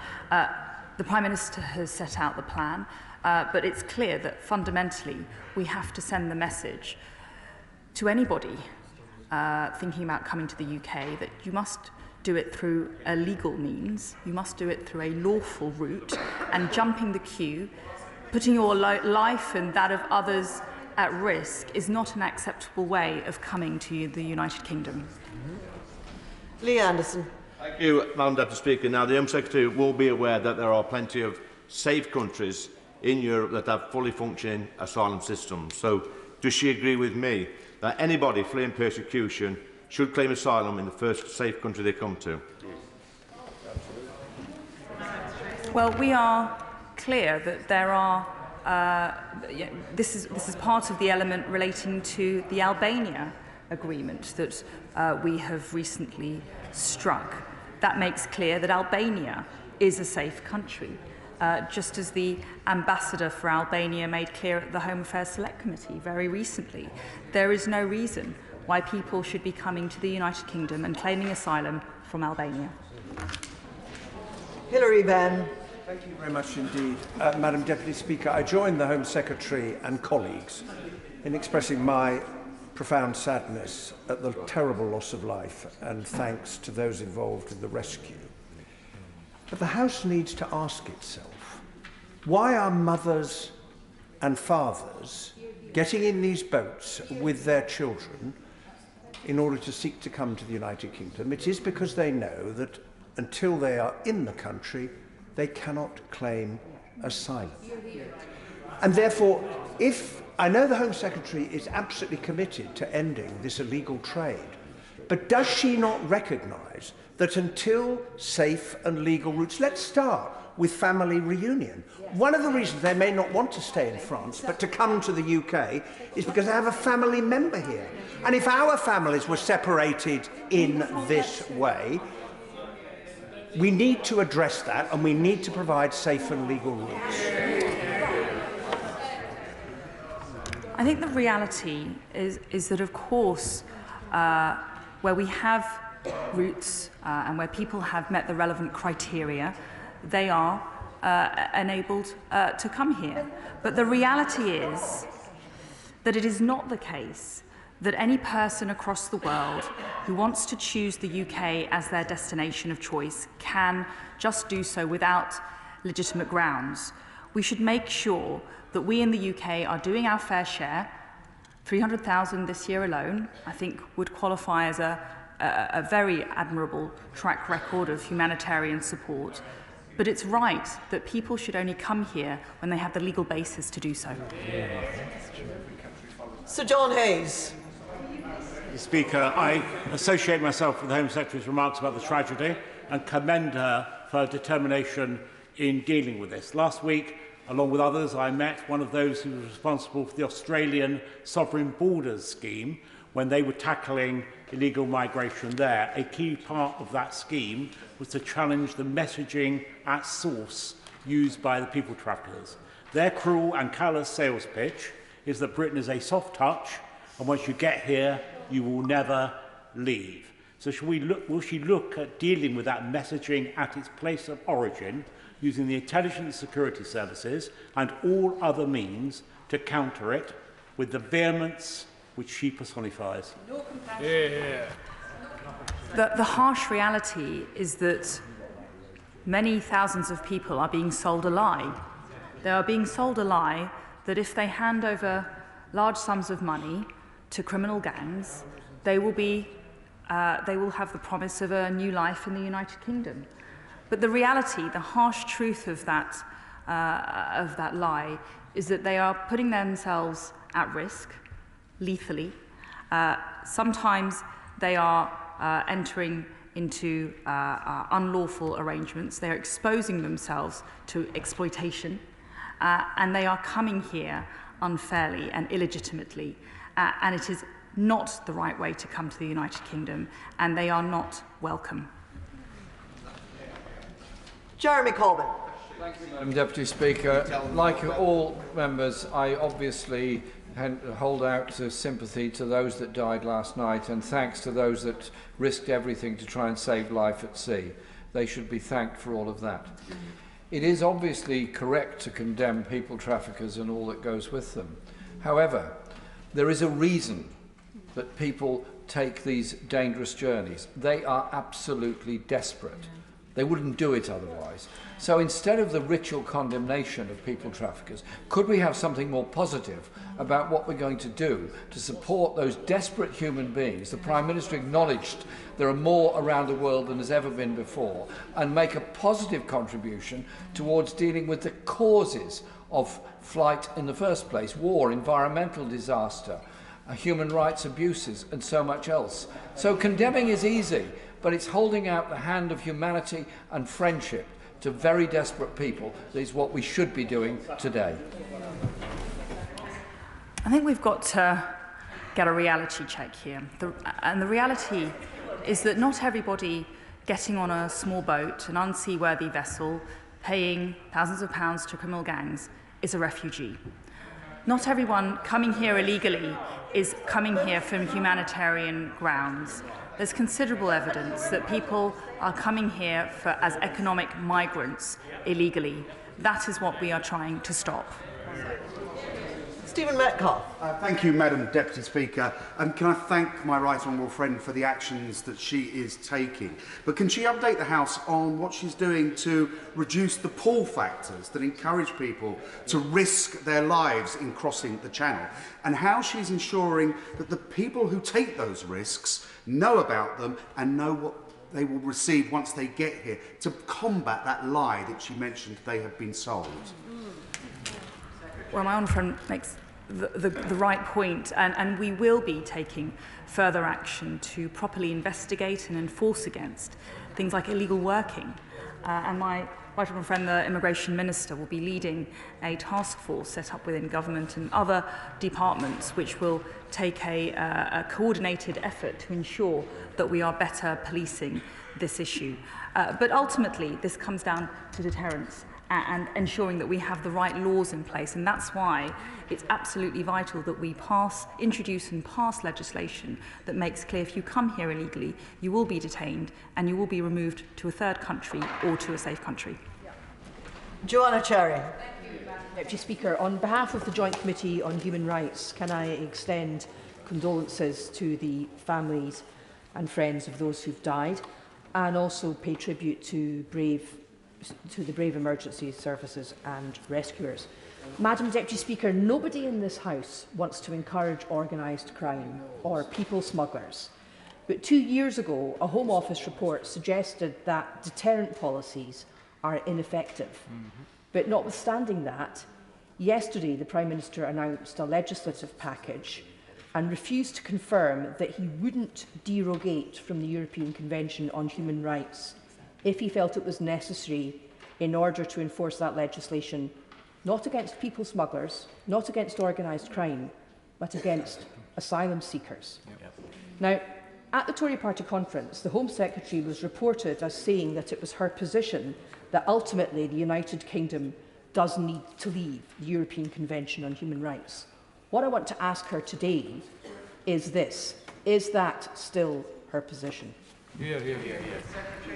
Well, the Honourable Lady talks about deterrence, and I disagree with her respectfully. I am incredibly convinced that deterrence must be a necessary element of our plan to fix this problem. And if you look at other countries around the world, like Australia, who had made huge progress in dealing with a very similar challenge, it was a deterrent element of removal that actually was integral to reducing the number of illegal arrivals. And that's why I'm a big supporter of the Rwanda scheme. I think that's an important element of our plan to fix the problem. And I would gently urge her to support our legislation, as I said, which will make clear that if you arrive here illegally, you will be detained and you will be removed. Craig McKinley. Mr. Speaker, we all feel very deeply for those lives tragically lost wastelessly overnight, which makes the measures announced by the Prime Minister yesterday to break this evil trade of people smuggling even more relevant today than it did yesterday. But let's talk plainly in this place, Madam Deputy Speaker. This boat did not magically appear on the median line. It was launched from a French beach, a safe country. And it feels like Groundhog Day. A little over a year ago, we were having a similar debate when there was an even worse tragedy. And following that, the then Prime Minister made a broad and expansive offer to the French President for UK boots to be allowed to go on the sand, on the ground, to stop these launchings. Could my right honourable friend make that broad and expansive offer once more to the French? Because it's patently true that they have not managed to stop this evil and miserable trade in human tragedy. Well, we're still establishing the exact facts about what did or didn't happen around this particular incident. But I would say that the French this year alone have been successful in preventing approximately 30,000 attempts to leave the French coastline. Is that enough? We would like that to be a considerably higher number. And that's why the French government and the UK government are working hand in hand to increase our resources, to increase our joint working, so that ultimately we have a meaningful preventative mechanism in the Channel. Samuel Wilson.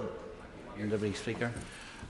Our thoughts and prayers have to go to those whose families have been destroyed by the tragedy that occurred in the Channel, but also our anger, and the anger of this House ought to be directed at those who callously exploit people who are desperate, or some people who are just simply misled for profit.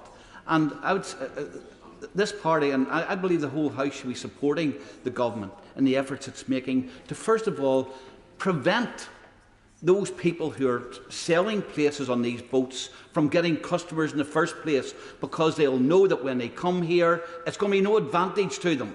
They will have to leave again. But at the same time, for those who genuinely need to seek refuge in this country, what steps is the Minister taking to ensure that the safe legal routes are strengthened, more resources are put into that, so that there's no need for people to give in to the exploitation of these people smugglers?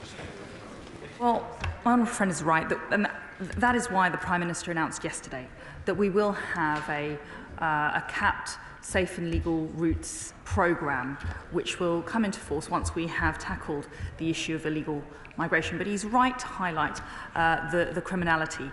The criminal gangs are sophisticated, they are well organised, and they are working across several countries. That's why working with European partners is a core element of our plan to fixing this problem. And I was very pleased with the support demonstrated by international partners at the Calais Group meeting of Interior Ministers that I attended last week.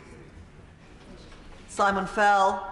Thank you, Madam Deputy Speaker. This is a tragedy from top to bottom. Dozens of souls huddled in an insufficient boat travelling across the world's busiest shipping lane in -4-degree waters.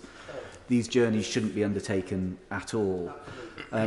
Our thoughts are obviously with those who've lost their lives and those who are fighting for their lives right now, but I'd also like to pay tribute to those who are working in the Channel, keeping people safe and picking them up when these boats do capsize. We met some of them in our work in the Home Affairs Committee. I welcome the Prime Minister's statement yesterday, but would my right honourable friend agree that really what we need to do is tackle these gangs and go back upstream and make sure that those who are peddling a lie, saying that these journeys are safe, that people can live a successful economic life here, are wrong, and go after their money, and also target the social media companies who allow adverts to be shared online promoting these routes as being safe and an easy way to access the UK.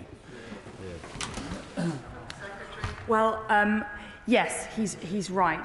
Tackling the criminal gangs is essential here, and that's why on the back of the Calais Group agreement that I struck last week, I was really glad that we've all committed to the UK supporting resources at Frontex at the European border, because many of the people arriving here in the Channel will come from outside the EU through the Western Balkans and make their way right across the EU to northern France and then take the journey that way. And if we can help bolster that EU border, that will have a preventative element. And he's absolutely right about social media, and that was part of the discussion last week as well.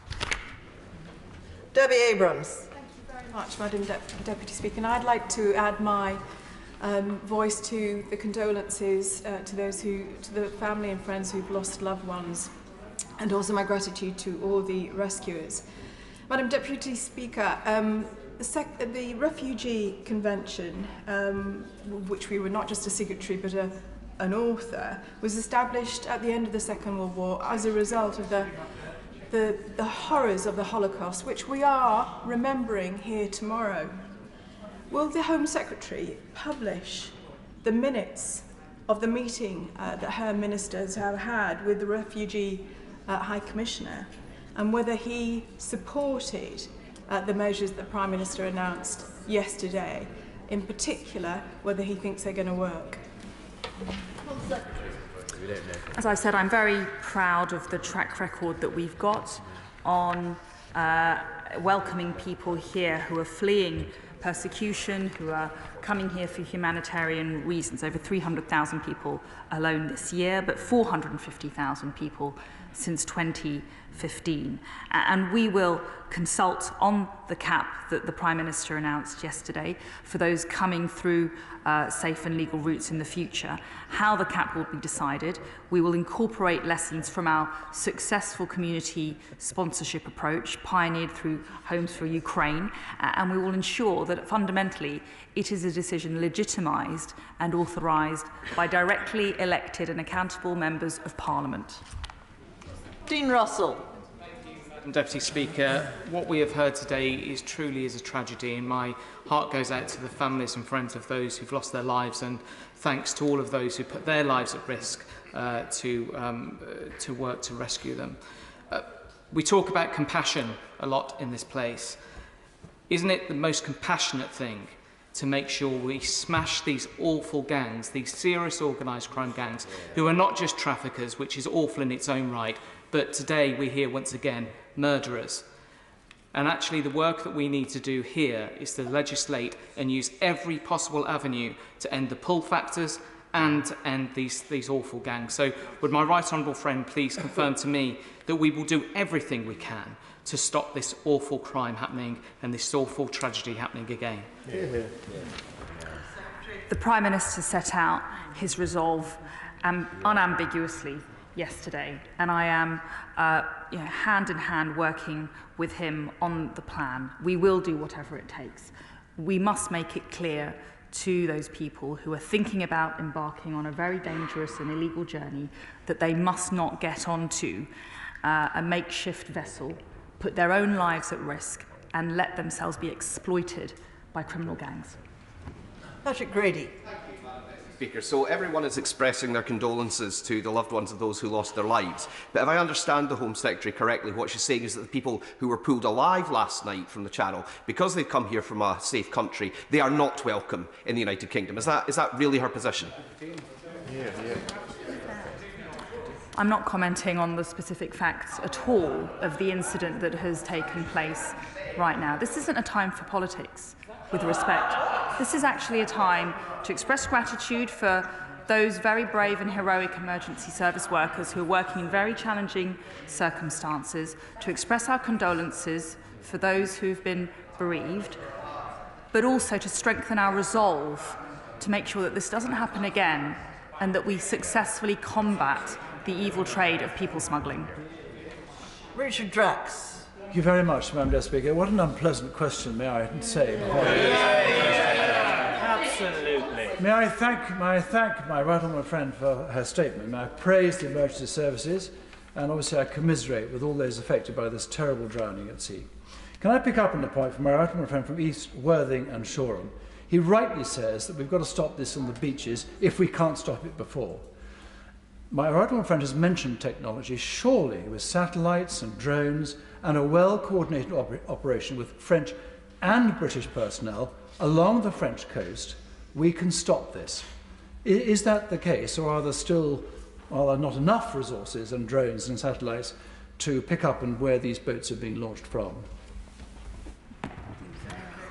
Well, we are increasing the amount of technological capability available to Border Force. We are doubling the funding for the National Crime Agency, which will now be embedded in the operational command at Dover to ensure that drone technology, military capability and sophisticated information sharing can properly take place across the Channel, so that actually we can build the evidence not only to prosecute any illegal activity but also to prevent it. Tamanjeet Singh Dassi. Thank you very much, Madam Deputy Speaker. Following this truly tragic incident, my thoughts and prayers are with the families of the victims who were desperately seeking to cross the icy waters of the Channel in a small boat, given the lack of safe and secure routes. I want to pay tribute to the incredible work of the rescue services who were risking their lives, but in particular, does the Home Secretary agree with me that the RNLI, which is staffed by volunteers and funded by donations, is one of the most selfless institutions in our country and deserves our full support? Well, he's absolutely right, actually, in terms of the way he describes the work of the RNLI. They are an incredible organisation which responds first, in many instances, to incidents of crisis and emergency, saving lives, helping people in distress, and they have my full support. David Simmons. Madam Deputy Speaker, firstly, may I commend the Home Secretary on the work that she's been doing with our neighbours and allies to tackle this issue. My constituent, Sohaila Nolan, who is a successful academic of international standing, came to the UK as a refugee from Iran a couple of years ago. For her family in Iran, there is no safe and legal route by which they could come to join her in the UK. But should they travel overland and come in a small boat, they stand around a 98% chance, under our laws, of being granted asylum in the United Kingdom. So does my right honourable friend acknowledge that the success of our ambition to break the model of the people smugglers by ensuring that those who come to the UK by irregular means are not successful depends entirely on the existence of a safe and legal route, which, if it has not been used, can, in our law, count against those who come here by irregular means? Well, I thank my honourable friend for all of his work and his previous track record before he came to this place in supporting people coming to this country. I think the reality is that the UK will continue to provide safe and legal routes to those refugees in most need. But the practical truth is that there are 100 million people around the globe who would like to leave their country of residence and potentially come to the United Kingdom. That's simply not possible. And therefore we do need an element of control combined with compassion and generosity. But yes, control, fairness and legitimacy that underpins any kind of humanitarian arrangement that we have. And I'm very proud of the track record that this country and in fact this government has demonstrated over recent years. Order, before I call the next question, I'd be grateful if the Home Secretary would address the Chair. When she addresses the House with her back firmly to the Chair, it's not only discourteous, but we can't hear her. And it would be very good if she would face the right way. Also, I must say, we have time this afternoon. We could go a little faster. This is a sombre and serious matter to be considered, but that doesn't mean that it can't be done at a pace. Rachel Maskell. Thank you, Madam Deputy Speaker. It is indeed a very dark day. I was in the House last year when we marked the death of 27 people in the Channel, and I heard very much the similar calls from the Home Secretary then about smashing criminal gangs. However, 45,000 people have since taken that perilous journey to the UK. It doesn't work. It only pushes people into the hands of people traffickers. So when will the Home Secretary acknowledge that she has to create safe and legal routes for people to come to the UK to avoid more tragedy? Well, we have made some progress in tackling the illegal crime gangs. And since the Nationality and Borders Act, the number of prosecutions for new offences has increased considerably by over 200%. That act, of course, created new offences relating to people smuggling, illegal arrival and entry, and facilitation. And both of those new offences have been used considerably by our enforcement agencies. Rachel McLean. Thank you, Madam Deputy Speaker. And may I thank the Home Secretary for her statement, and my constituents would also like to add their prayers for those affected, and we would also like to thank the emergency services. Madam Deputy Speaker, somebody sold a desperate person a passage in a boat. Somebody encouraged that person to get into a boat on a freezing cold night when the seas were of an appalling temperature. Somebody did that knowing that that person they took the money off, thousands of pounds, could die. That is where our anger should be directed, and it rightly is. So can she update the House on what more she can do working with the French in those camps, providing practical advice and some messages warning people about the dangers of making that journey? And when does she think that kind of work can start to take place?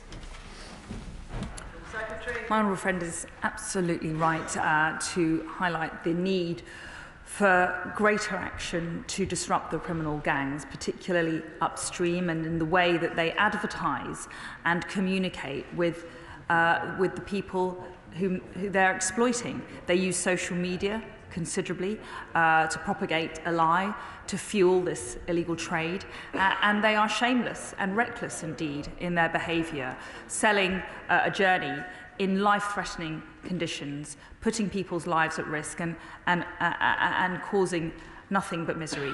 They must be stopped. Stella Creasy.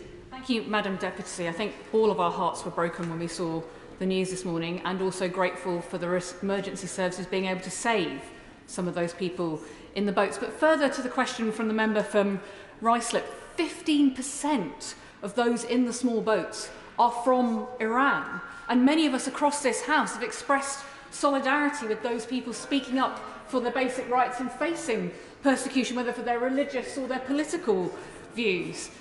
So the Home Secretary needs to set out exactly, and we need a straight answer to this question, how one of those brave people in Tehran or Mashhad, where we've had executions this week of people, can come to the UK safely to be with a family member. Explain, Home Secretary, they deserve that. You can't just simply say, sorry, we're full up. Well, as I've said on several occasions, I'm very proud of the track record that we've demonstrated not only since 2015, but actually this year, with over 3,000 people coming here for humanitarian reasons. And there are several mechanisms through which people can get here, whether that's the UN resettlement scheme, whether that's family reunion, or whether that's the mandate resettlement scheme. Those people who are genuinely in need, and if they meet our criteria, will be supported in the United Kingdom. It's something I'm proud of. Paul Bristow.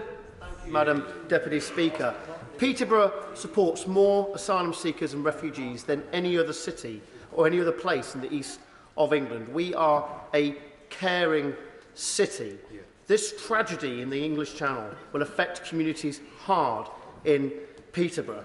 But doesn't this awful, awful incident demonstrate on compassionate grounds the need to stop the boats, destroy the business model of the people smugglers and save lives? That is why we will be bringing forward legislation to make it clear that if you are coming here on a small boat illegally, you will be detained and you will be removed. That is not just the right thing to do, that is the compassionate thing to do. Kristen Oswald. Madam Deputy Speaker, the Home Secretary herself has just described this journey as a lethally dangerous endeavour. So how desperate does she think that the people making that journey must have been to attempt it? I think that the weasel words that she's been using about dealing with a safe and legal route after dealing with the people smugglers are shameful. I think that the UK government's approach to this issue is dehumanising. It is wholly inadequate. And I would ask her again to think very carefully about why these people are making this journey and how safe and legal routes can be provided now. Hear, hear. I'm not going to lower my standards to lower myself to the standards that the honourable lady invites me to by making this about political point scoring. This is, as I've said, a tragedy. It's a human tragedy that transcends politics. We are all united in our sympathy and our condolences, and we want to make sure it never happens again. That's the aim of this government, and it should be the aim of the honourable ladies. Marco Longhi. Thank you, Madam Deputy Speaker. Madam Deputy Speaker, today's awful tragedy is one many of us predicted. Members in this place are very keen to blame gangs, but it is actually members in this place and their zeal to showcase their altruism who are preventing us stopping the boats on their perilous journeys by not replacing aspects of the Human Rights Act that does not work for us, or even exiting the ECHR. Let us remember this, Madam Deputy Speaker. These are people who willingly put themselves in harm's way, and criminal gangs would disappear if demand for their services went. When will we, Home Secretary, make the Rwanda plan work? As my honourable friend knows, I believe in the groundbreaking partnership that the United Kingdom has struck with Rwanda. I believe that it is a mutually beneficial arrangement, it is compassionate, it is pragmatic, and it will be a big step forward in solving the challenge with which we are grappling. It is currently in the courts, and we are awaiting a judgment from the High Court, which will be due very soon. Mike Kane. Thank you, Madam Deputy Speaker. The former Home Secretary signed a Franco-British Operational Research Unit agreement to combat migrant smuggling in the Channel with the French Interior Minister, Gérald Darmanin, the Home Secretary may recall. That was to a fanfare announcement a little like yesterday, and that was on the 12th of July 2020. Does the Home Secretary consider that agreement a failure? In 2021, for example, our joint efforts between the French and the UK saw more than 23,000 dangerous and unnecessary crossings prevented. This year alone, that figure is 31,000. The UK-France Joint Intelligence Cell has dismantled so far 55 organised crime gangs, and it's secured over 500 arrests. We would, of course, like to go further, but that's a good start. That agreement was a failure. Scott Benton. Thank you, Madam Deputy Speaker. This country has led the way in providing safe and legal routes for those in genuine need, most notably those fleeing from Ukraine and Afghanistan. However, does the Home Secretary agree with me that it would be completely impractical for asylum claims to be made directly to the UK from any country in the world, as our system would simply be crushed under the weight of tens of millions of claims from economic migrants from every corner in the world? My honourable friend is absolutely right. There are over 100 million people worldwide who are struggling, and whilst we will do everything we can to support those countries and development and cooperation and our foreign office work, and there are so many ways in which the UK is a great ally and partner of many, many countries around the world, it is simply impractical, unsustainable and unfair, fundamentally, to have the kind of system to which he alludes. Stuart C. MacDonald. Thank you, Madam Deputy Speaker. Yesterday, the Prime Minister rather skirted round the issue of whether UNHCR had been consulted on this plan. But the United Nations High Commission for Refugees have since described the Home Secretary's plan as, and I quote, a troubling step away from a commendable humanitarian tradition, and one which would undermine the global refugee system at large and would be a violation of international law. So why did she not consult UNHCR, and why is she setting out to undermine the international system of refugee protection? Well, I know we disagreed over the issue of leaving the European Union, but one reason that I voted to leave the European Union was to take back control of our borders and our migration policy, to restore sovereignty and supremacy to this Parliament on how our migration policy should be run. It is for this Parliament and directly elected people running this country to make the decision on how we should run our migration policy, who should come here, and how we apply our humanitarian arrangements. Flora Anderson. Thank you, Madam Deputy Speaker. And I share the shock and grief of the whole House at this tragedy. 3 years ago, I was elected, and in my maiden speech, I talked about child reunion of unaccompanied asylum-seeking children seeking refuge here. Within the EU Withdrawal Act, I was told by ministers it should be in the Nationality and Borders Act, but it was rejected within that. In the light of this tragedy and the shocking situation of many unaccompanied asylum-seeking children having to get into boats, but many being stranded in camps, will the Secretary of State look at the very relatively small numbers of these children who have family members here and could have a safe and legal route, but currently don't? Well, whenever children arrive, and indeed unaccompanied asylum-seeking children arrive in the UK, they are provided with considerable levels of support, funding and care, and we ensure that their safeguarding is a priority for them and for us. Carol Monaghan. Thank you, Madam Deputy Speaker. Rhetoric in this is so very important. And that's why it's so disappointing when I expected the Home Secretary this morning to tell us about the incident, tell us how many people were still missing, tell us what was happening to the survivors, how they were being supported. That instead we heard words like enforcement and deterrent.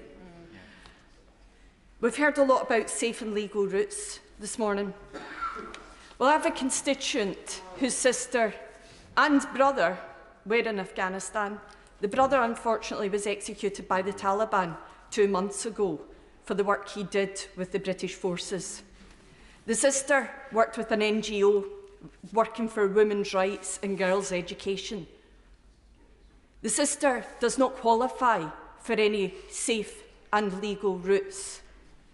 How should she seek asylum in the UK? Well, we have set up 2 specified schemes for Afghans. We have the Afghan Relocation Assistance Policy, ARAP, which is an uncapped relocation scheme for Afghans who directly supported the United Kingdom government and military efforts in Afghanistan. And so far, approximately 11,000 people have arrived in the UK through that scheme, and there are many more who've come through other schemes relating to Afghanistan. Beth Winter. Deputy Speaker. This truly heartbreaking tragedy comes immediately after the Prime Minister's tub-thumping stop the boats statement yesterday. This government's policy is cruel, inhumane and puts people at risk of danger, exploitation and, as we tragically saw last night, death. It's clear that to stop deaths in the Channel we need safe routes to claim asylum. So will the Home Secretary consider proposals being made by a number of agencies, including the Home Office's union PCS, such as a safe passage visa? And will the Home Secretary meet with representative PCS union to discuss this and other effective and humane recommendations contained in a Safe Passage for Refugees report? What is cruel and inhumane is desperate people being conned into a trick to hand over large sums of money, make a treacherous journey on land and on sea, in the hope, the fruitless hope of a better life in the United Kingdom. That is not lawful, It is not moral, and it must be stopped. And finally, Jim Shannon. Thank you, Madam Deputy Speaker. Can I first of all offer my sympathies to the families who grieve today for their loved ones, and can I also thank the Secretary of State for her endeavours to find a solution to the problems. I note yesterday that the Prime Minister referred to a deal with the French with more boots on the ground patrolling the beaches, more boats in the sea. Can I ask what teeth are behind the patrols to get at the organised criminal gangs and put them in prison, no matter the level of their participation or involvement in this disgusting money-making schemes that have led to death, injury and pain for innocent people? Well, there is a huge amount of operational collaboration pursuant to the New Deal that I agreed with my French counterpart last month, and that will see, for the first time ever, UK Border Force officers side by side with French kind of Border Force equivalents, looking and analysing, sharing intelligence and working hand in hand to combat, prevent and intercept the departures from France. Thank you. Point of order, Yvette Cooper. Thank you, Madam Deputy Speaker. Point of order. The Home Secretary did not address my question about the accuracy of what the Prime Minister said in the House yesterday. It obviously matters for us to have accurate information. In response to a question from the member for Hulton, the Prime Minister said that his target was to eliminate the initial asylum backlog of 117,000. An hour later, number 10 said the target was 92,000. The Home Secretary will probably be aware that, or we assume that 117,000 is the figure that applies to the main applications, the backlog of initial main applications, including dependents. That figure for the backlog is in fact 143,000. So we do need some clarity over whether it is the 117,000 the Prime Minister told the House, or 92,000 or some other figure. And obviously if the Prime Minister has not given accurate information to the House, we would expect that to be clarified and corrected swiftly by number 10.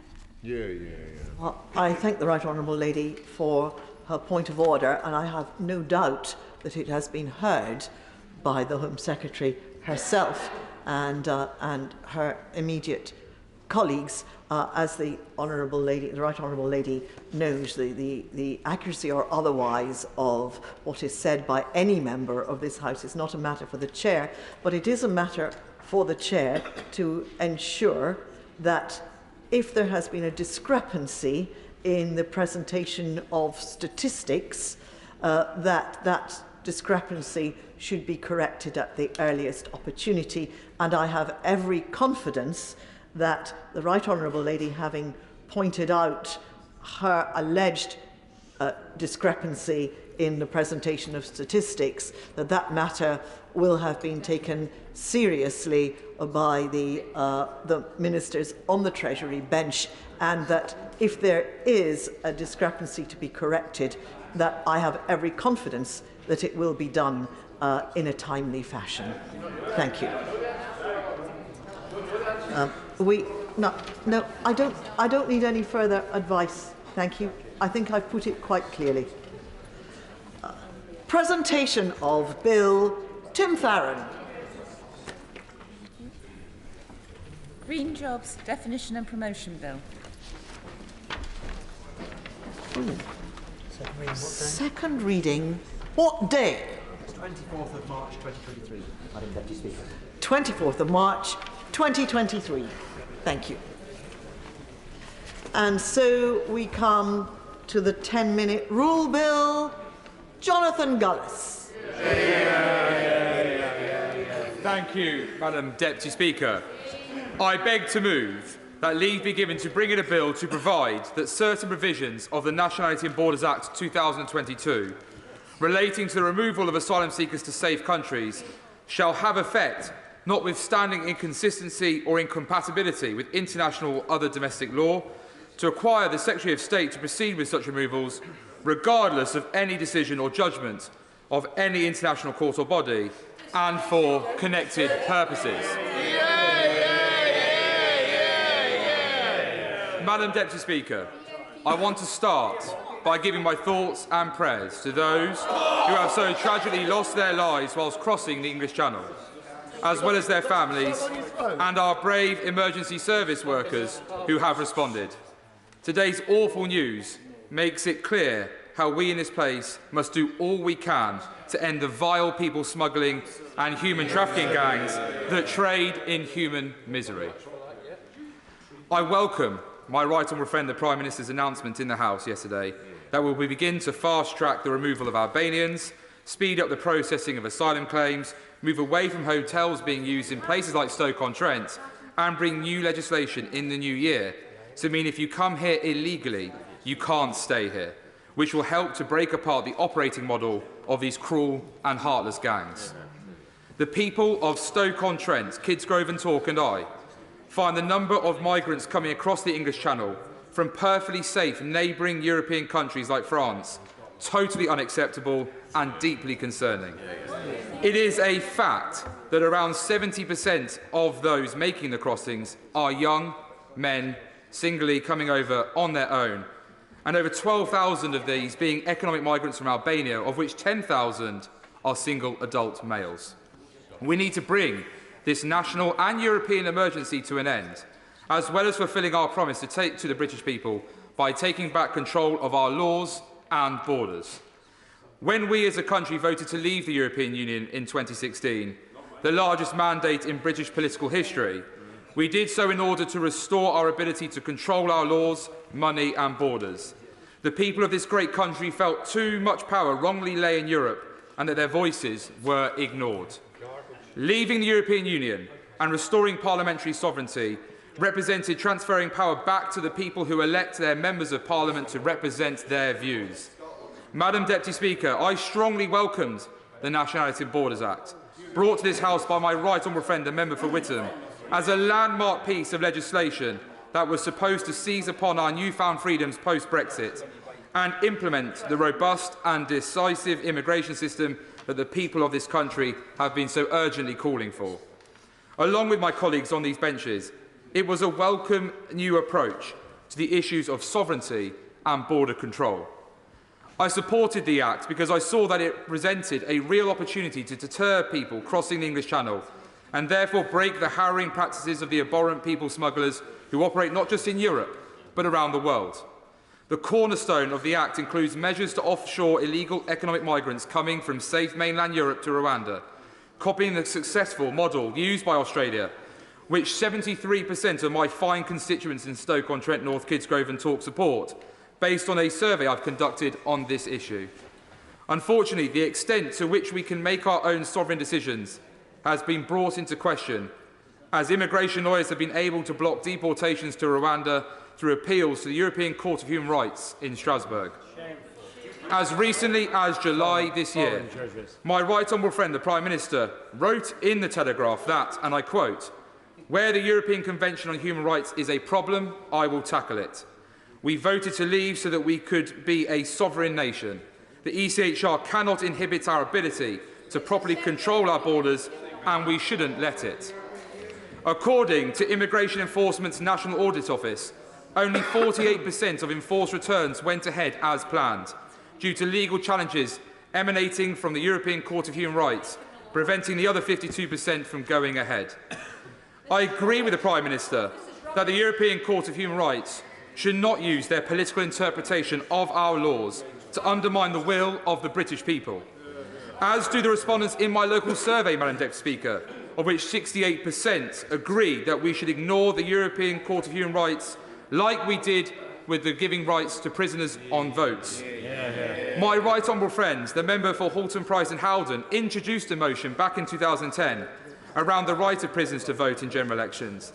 The European Court of Human Rights at the time ruled that banning prisoners from voting was a breach of their human rights, contrary to decisions made in this House.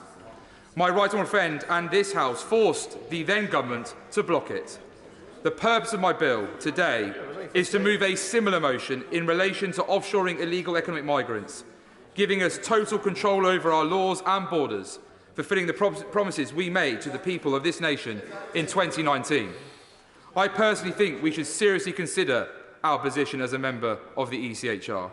The Centre for Policy Studies report reflects this view, stating that, as long as Britain remains a signatory to the Convention and bound by the jurisdiction of the European Court of Human Rights in Strasbourg, governments will be prevented from adequately enforcing immigration laws. Although we have left the European Union and restored powers back to this House, the democratically elected institution which the British people instil their faith into, it shouldn't be blocked any further from being able to defend our borders and enforce our laws, such as processing illegal economic migrants in Rwanda. Madam Deputy Speaker, whilst we may have freed ourselves from EU control, we still have quasi-legislative supranational institution that fundamentally undermines decisions made in our democratically elected and sovereign parliament. That is why I'm introducing my bill to the House today. My bill will mean we can get the migrants who have entered the UK illegally onto the flights to Rwanda and in the future to other safe third countries to have their claims processed there by changing the law to explicitly ignore the European Court of Human Rights from meddling in our sovereignty on this specific matter. This bill is about demonstrating that Parliament is on the side of the British public and restoring our great nation's territorial integrity.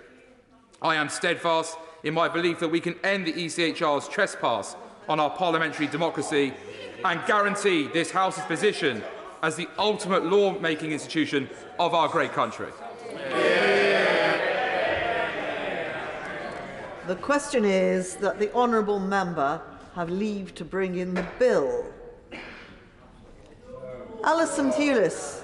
Thank you very much, Madam Deputy Speaker. At this time, in this moment, when 4 people have died and 40 people have been rescued in the Channel, the member in Stoke-on-Trent North has chosen to bring forward this offensive, grubby, dangerous wee bill. He should be ashamed of himself, and if he had any sense and compassion, he would have withdrawn it today.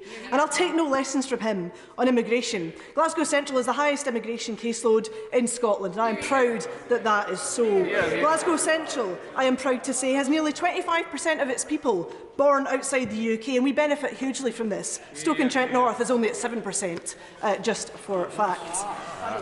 The Tories would have us ignore the European Convention on Human Rights, ignore the 1951 Refugee Convention, ignore the very humanity and compassion that human beings feel when recognising the plight of others.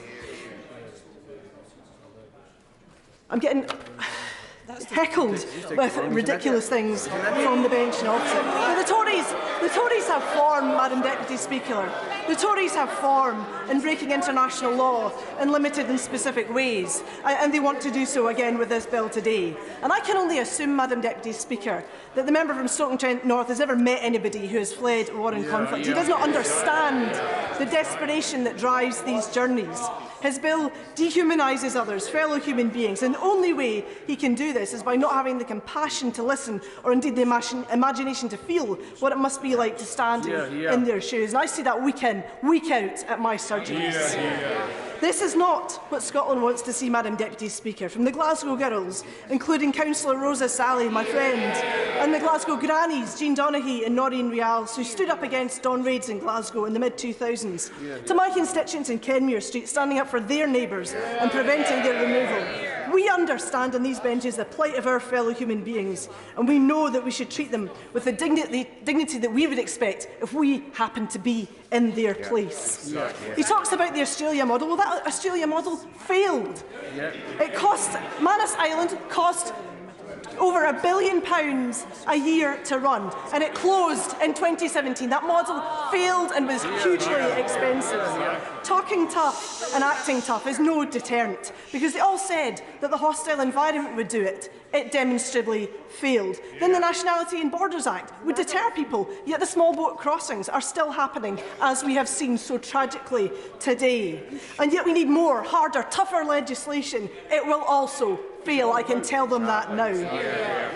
Because it will fail because the people making these journeys are desperate. They are desperate to get here for safety, for family ties, because they know what has happened to them has been so horrific that they will run and keep running until they get to a place of sanctuary and safety. And the member talked about men. Men are also, they should listen to this, the men in the benches shouting, men are also vulnerable. Men who are forcibly recruited and asked to fight. Men who are forced to rape their family and their neighbours are vulnerable. They know that they do not want to do that. And men who we have an obligation to and a duty to in this country, men made vulnerable because they supported US and UK activity in Afghanistan. As the Afghan interpreters have told me, we are here because you were there. Madam Deputy Speaker, in his statements in this matter, the Prime Minister refused to confirm his commitment to the European Convention on Human Rights or the Refugee Convention. The Home Secretary, she's chuckling away there, and she ducked this as well today.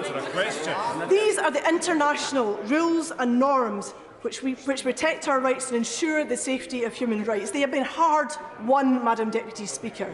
Their existence should be a source of pride to us all, not an inconvenience to be gotten around by the Tories to suit the headlines of the Daily Mail. The SNP stand firmly against this diminution of treating the most of rights, this diminishing of humanity, this treating of the most vulnerable human beings as if they were some kind of mere cargo to be shipped off. An independent Scotland will take our place in the world, live up to our international responsibilities, ensure that those who do us the honour of coming to Scotland are welcomed, supported and made safe and allowed to rebuild their lives. No one is illegal. This bill just might be. Please object to it. The question is that the honourable member have leave to bring in the bill.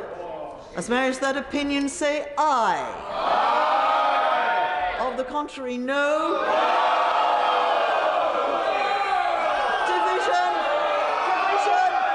Division. Be quiet or you won't hear me say division. Clear the lobby.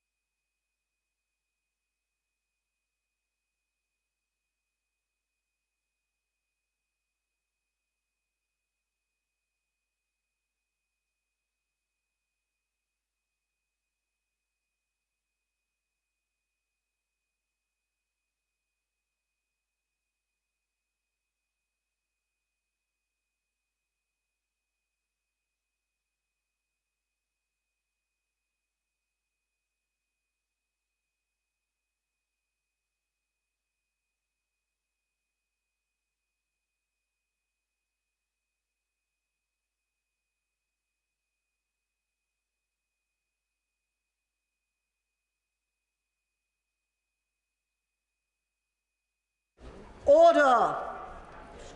The question is that the honourable member have leave to bring in the bill. As members of that opinion say aye. Aye. Of the contrary, no. No. Tell us for the ayes, Mark Jenkinson and Craig McKinley. Tell us for the noes, Marion Fellows and Peter Grant.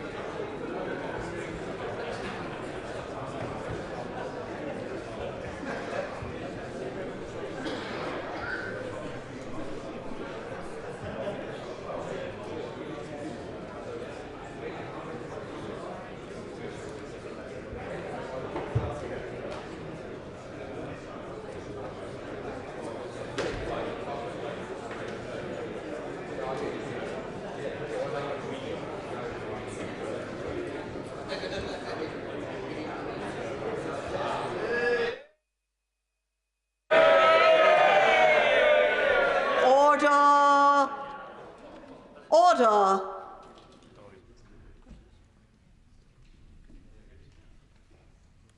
The ayes to the right, 69. The noes to the left, 188.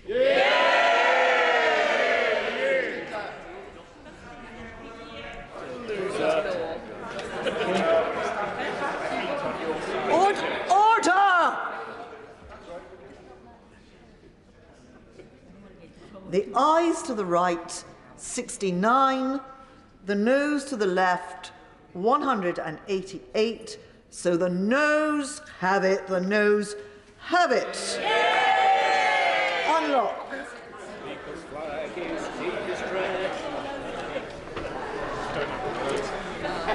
We now order.